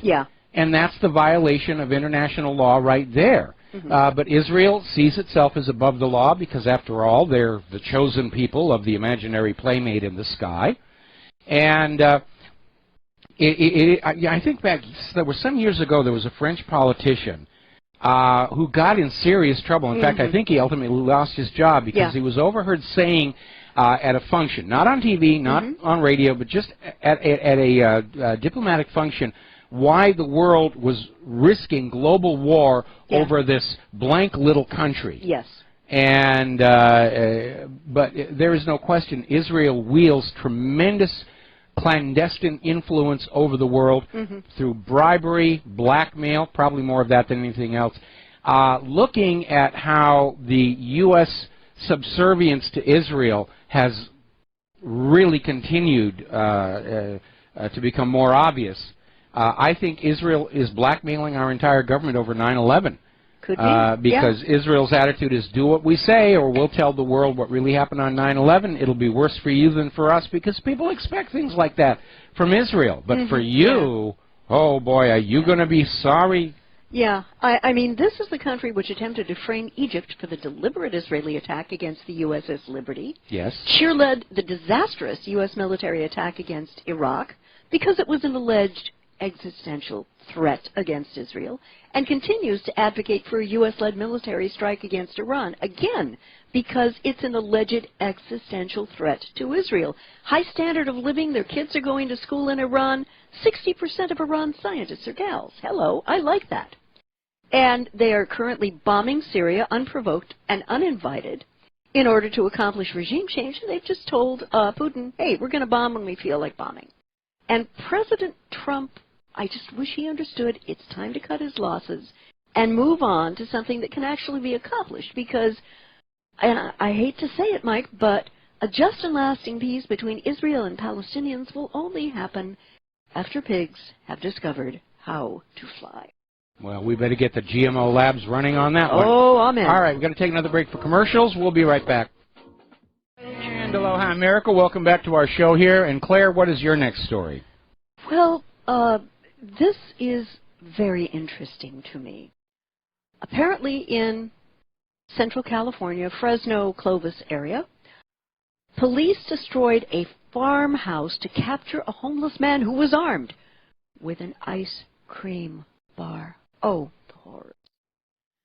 And apparently the Fresno County Sheriff's Department and Clovis PD and far too many other law enforcement agencies thought this was perfectly great. This gentleman had a farmhouse, very lovely, and he had 2 law enforcement agencies and all their toys last June.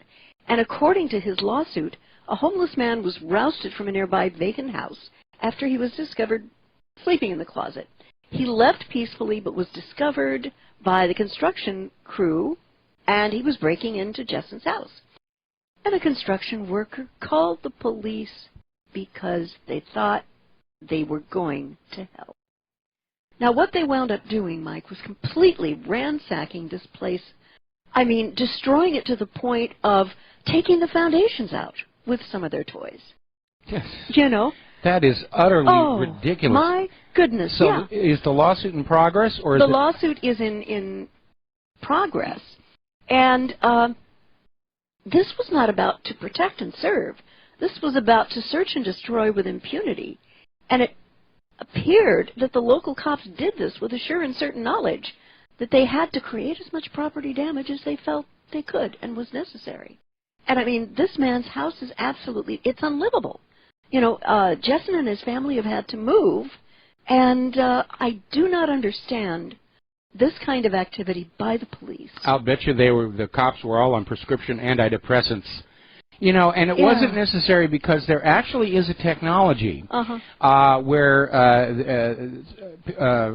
searchers who are from more benign services have this device that can actually detect the electrical noise created by a human heartbeat from yards and yards away, through walls and everything. So if they wanted to find this homeless guy, all they got to do is go in with one of these machines, pick up the heartbeat and say, okay, he's obviously here on the other side of this wall. Yeah, let's arrest him and, you know, case closed. Yeah, and that would be it. But, I mean, it's overboard.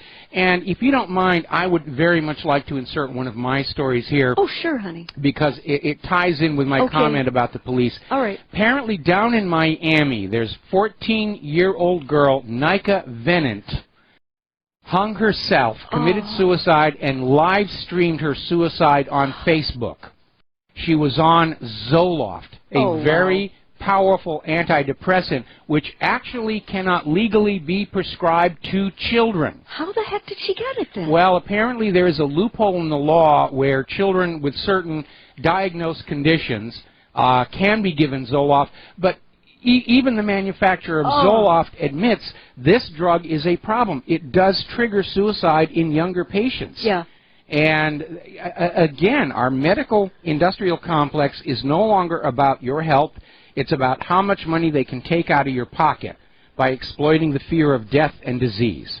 Well, a logical question to me here was, shouldn't the police department have been maybe monitoring some live streaming? Could they have possibly prevented this death? There's way too much going on. I mean, in theory, the NSA is monitoring all of this stuff, but they apparently didn't pick up the phone and dial 911 and say this person is killing themselves. And time is against them. If it's a slow hang, you got to get to them within 5 minutes. Yeah. If it's a drop hang, it's over and done with at that point. But the fact that she felt like she needed to live stream it and put it on out there, and yes, she had a very troubled background. She'd been in and out of foster homes. But I think we have to look at the Zoloft as a contributing factor. Now, there was a study done down in Florida that showed police are far heavier users of these medications than the average citizen. And we know that a big problem with these prescription psychiatric medications is they interfere with your ability to control an impulse. And people who are on these medications, they'll get an impulse and they'll just go with it, even if it's self-destructive or destructive to others. And again, going on over to ssristories.org, one of the stories that really leapt out at me was there was this kid who tried to commit suicide. And they got to him in time. There was an intervention. And when it was all over, they said, "Why did you do it?" And he said, "I don't know.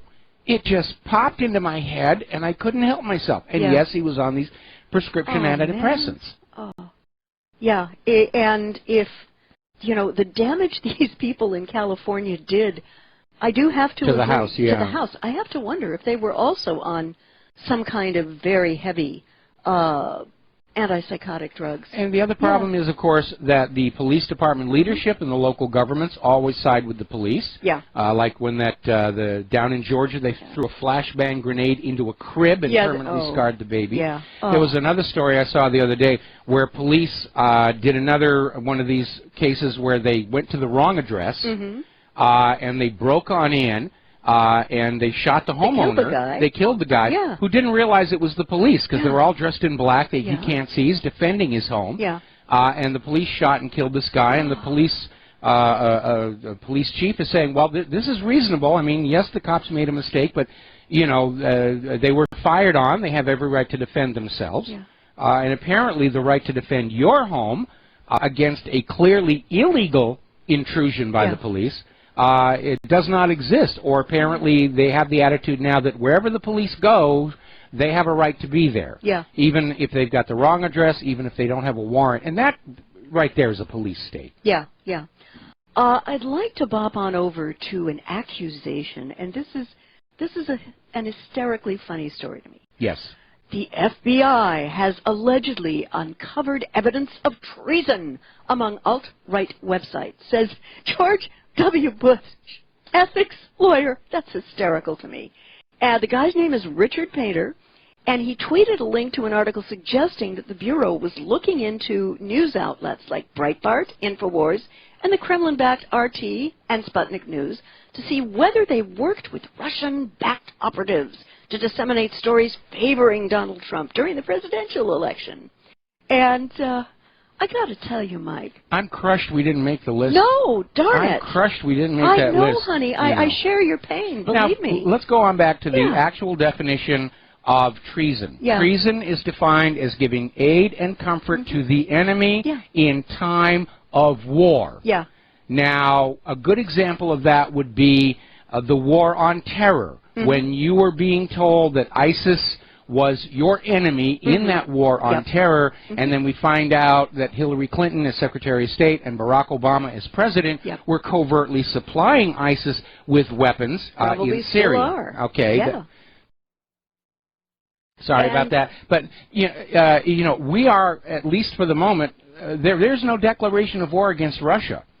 And so even if they were able to confirm that somebody in Russia was financially supporting us, which if they are, the checks got lost in the mail again. Gosh darn that postal service. It's not an act of treason. We're not giving aid and comfort because Russia is not officially, legally our enemy yet. And something I want to point out to our readers and our listeners. I have linked to all the resources indicated above when I've been able to vet that the information came from multiple sources and believed, to the best of my knowledge, that the information presented was factually based. But when it becomes alleged treason to tell the truth the best you can on a blog, you know your government has gone full tilt, boogie, Orwell on you. Well, they're not going Orwell. They're going McCarthy. Yeah, that too. What they're doing, they're going to replay the McCarthy Red Scare. And the attitude is that if you are not 100% on board with the U.S. government's propaganda and agenda, then by default you are a Russian stooge. And it's a return to Code Napoleon. You're declared to be guilty. The burden of proof is on you to prove that you're innocent.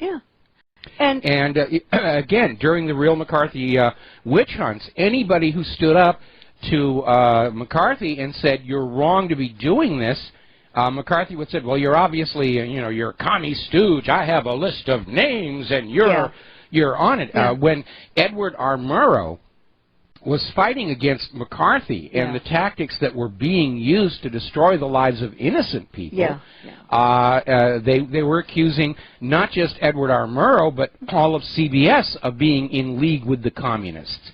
And there's a wonderful movie about that, Good Night and Good Luck. Oh, great movie if you haven't seen it. Yeah, it is.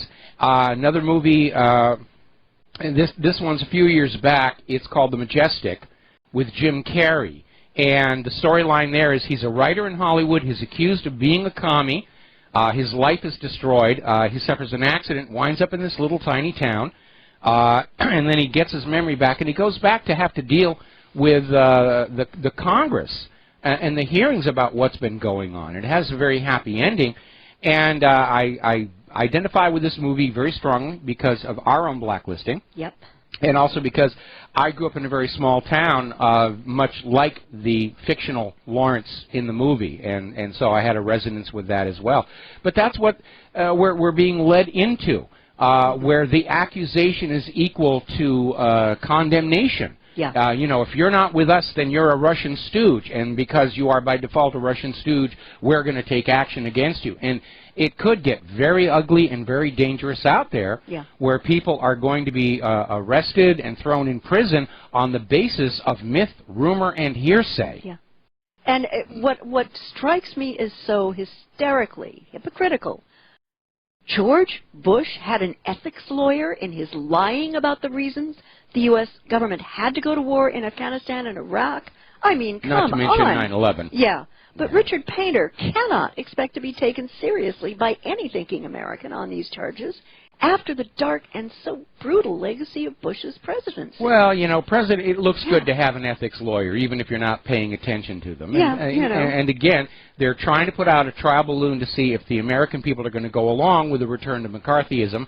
And I don't think this is going to get any more traction than the idea that Trump and Russia were working together. Or that Russia interfered with our election, especially with the FBI admitting there's no evidence for either one of those, and the revelation that the United States has never hesitated to tamper with the elections in other countries. 81 since the end of World War II. Yeah, yeah.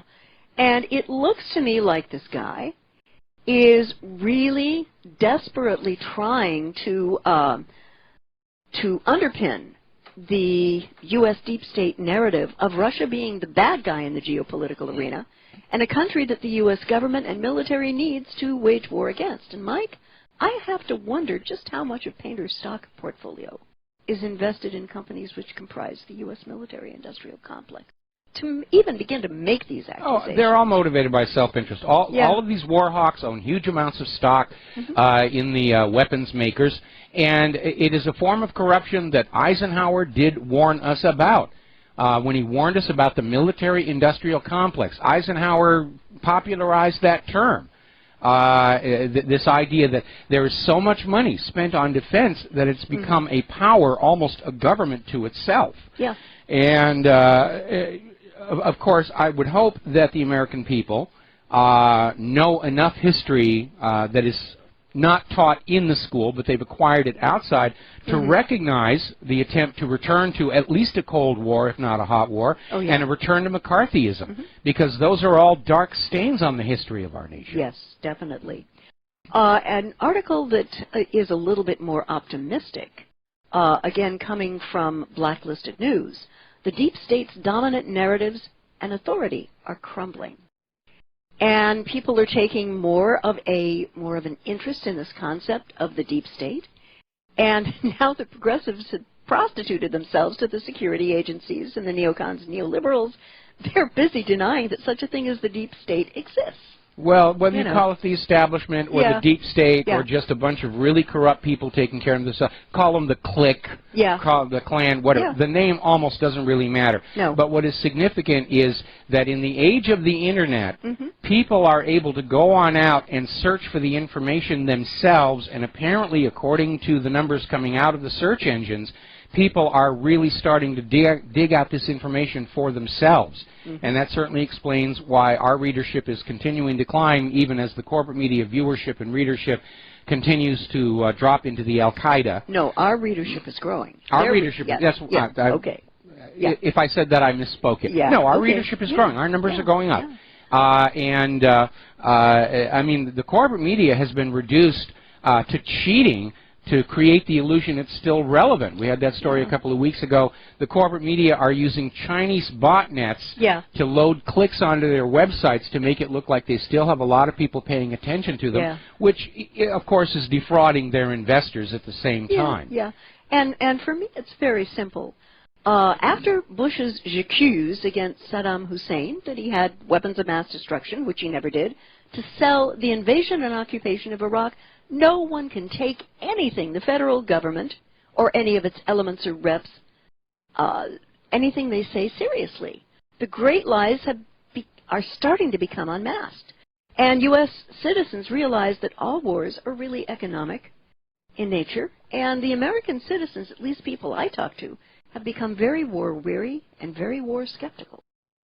They're very, very worried. Somebody once actually emailed in and said, you're running a risk walking around wearing the shirt with Putin on it, or the Trump is my president. And said, no, everybody around here is starting to really wake up and come on board. I haven't actually met anybody defending the Democrats or Hillary or Obama in months. At this point, we certainly know that the globalist agenda is in serious trouble. You have all these pro-sovereignty candidates leading in the polls all over Europe. Oh, yeah. We're seeing how the globalists are rigging elections to try and cling to power. But when it becomes that obvious to the general population, it's only accelerating the fall. That's something that Le Pen is going to have to look at very closely in her election. Oh, well, Jean-Claude Juncker is already out there saying there's no way she'll win the election. The fix is in. We've got the Diebold machines all set to go. We hired all of Hillary's vote riggers to come on over, and we're going to screw Le Pen so bad she won't be able to sit down for a week. Ow. Ow. But, no, it's an issue. Well, are these the same people who said Donald Trump would never be elected also? Could very well be. Yeah. And these are interesting times. They're very dark times. They're very dangerous times. But all we can do, we're past the point of no return. We all have to just keep doing what we're doing as hard as we can, trying to get back to a world of peace and prosperity. We're going to take a break for commercials. We'll be back with the last segment of our program after these few words. Aloha, America. Welcome back to the show. Last segment of our program today, and don't call because we've got the phone lines closed for our clarification segment here. Thank you. You had one more story you wanted to share with us. Yeah, I did, and it's an observation, and I think it's pretty valid, of the degree to which the surveillance state is going after Donald Trump. And there's a gal who was former special FBI agent, Colleen Rowley, and she has been expressing that she's extremely concerned about how Democratic hawks, neocons, and other associates of the deep state have obsessed over what she calls the resurrection of the ghost of Joseph McCarthy, and have built political support for a permanent war policy around hatred of Russia. Rowley, whose 2002 memo to the FBI director exposed some of the FBI's pre-9/11 failures, compares the current anti-Russian hysteria to the Red Scare, fear of communism, which was, of course, famously associated with J. Edgar Hoover, who collaborated with Senator Joe McCarthy's hunt for allegedly disloyal Americans in the late 40s and early 50s. And, Mike, my thought is this.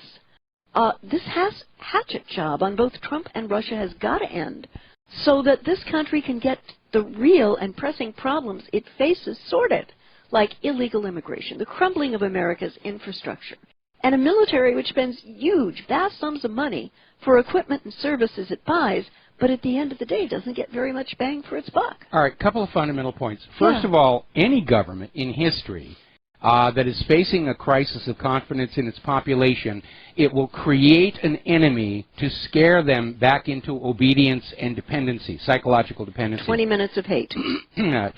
2 minutes of hate, sorry. Well, with inflation, it's 20 minutes. Yeah. But here's the thing. Back when it was J. Edgar Hoover and everybody against the Soviet Union, there was a lot of support for that because American capitalists and corporations feared the possibility of a socialist revolution in this country which would end their profitability. But Russia today is not communist. No. They are in many ways just as capitalistic as the United States used to be before the United States descended into fascism. And so that broad-based support from business leaders is not going to be there. The second problem they're dealing with, of course, is that for people who are my age, and if you are, I feel sorry for you, we remember that first Cold War. We remember the Red Scare mongering and the very obvious propaganda. And we're not going to be fooled by it a second time. And we're almost to the end of the show here, so I'm going to issue a challenge to the elderly Rivero's Rangers. We'll call them the Gray Raiders. Okay. Take a moment, make a point of spending time with the younger generation and say, we've been down this road before, and it really did not work out very well for the American people. Innocent people were hurt, their lives destroyed, and it was all just to make the military-industrial complex richer, and a lot of people died on that. We need to teach our children the history the schools don't want them to know, because that way they will learn how to spot when the government tries to take us down the mistakes of the past yet again. And a magician would call this McCarthy-esque witch hunt against Trump and Russia misdirection, right? To a degree? No, they're not misdirecting. They're trying to just demonize to the point where we automatically say, ooh, Russia's bad, we're good, we must go to war. Okay. There's the music. It's time for Claire and I to get out of here. And we'll be back Monday here on the Republic Broadcasting Network. Until then, have a good weekend. Please make a point of sharing what you learn here with everybody that you know. Please, especially the thing about older Americans, talk to the younger generation and tell them, we have seen this all before. Let us not repeat that mistake. We'll be back Monday. Aloha, America.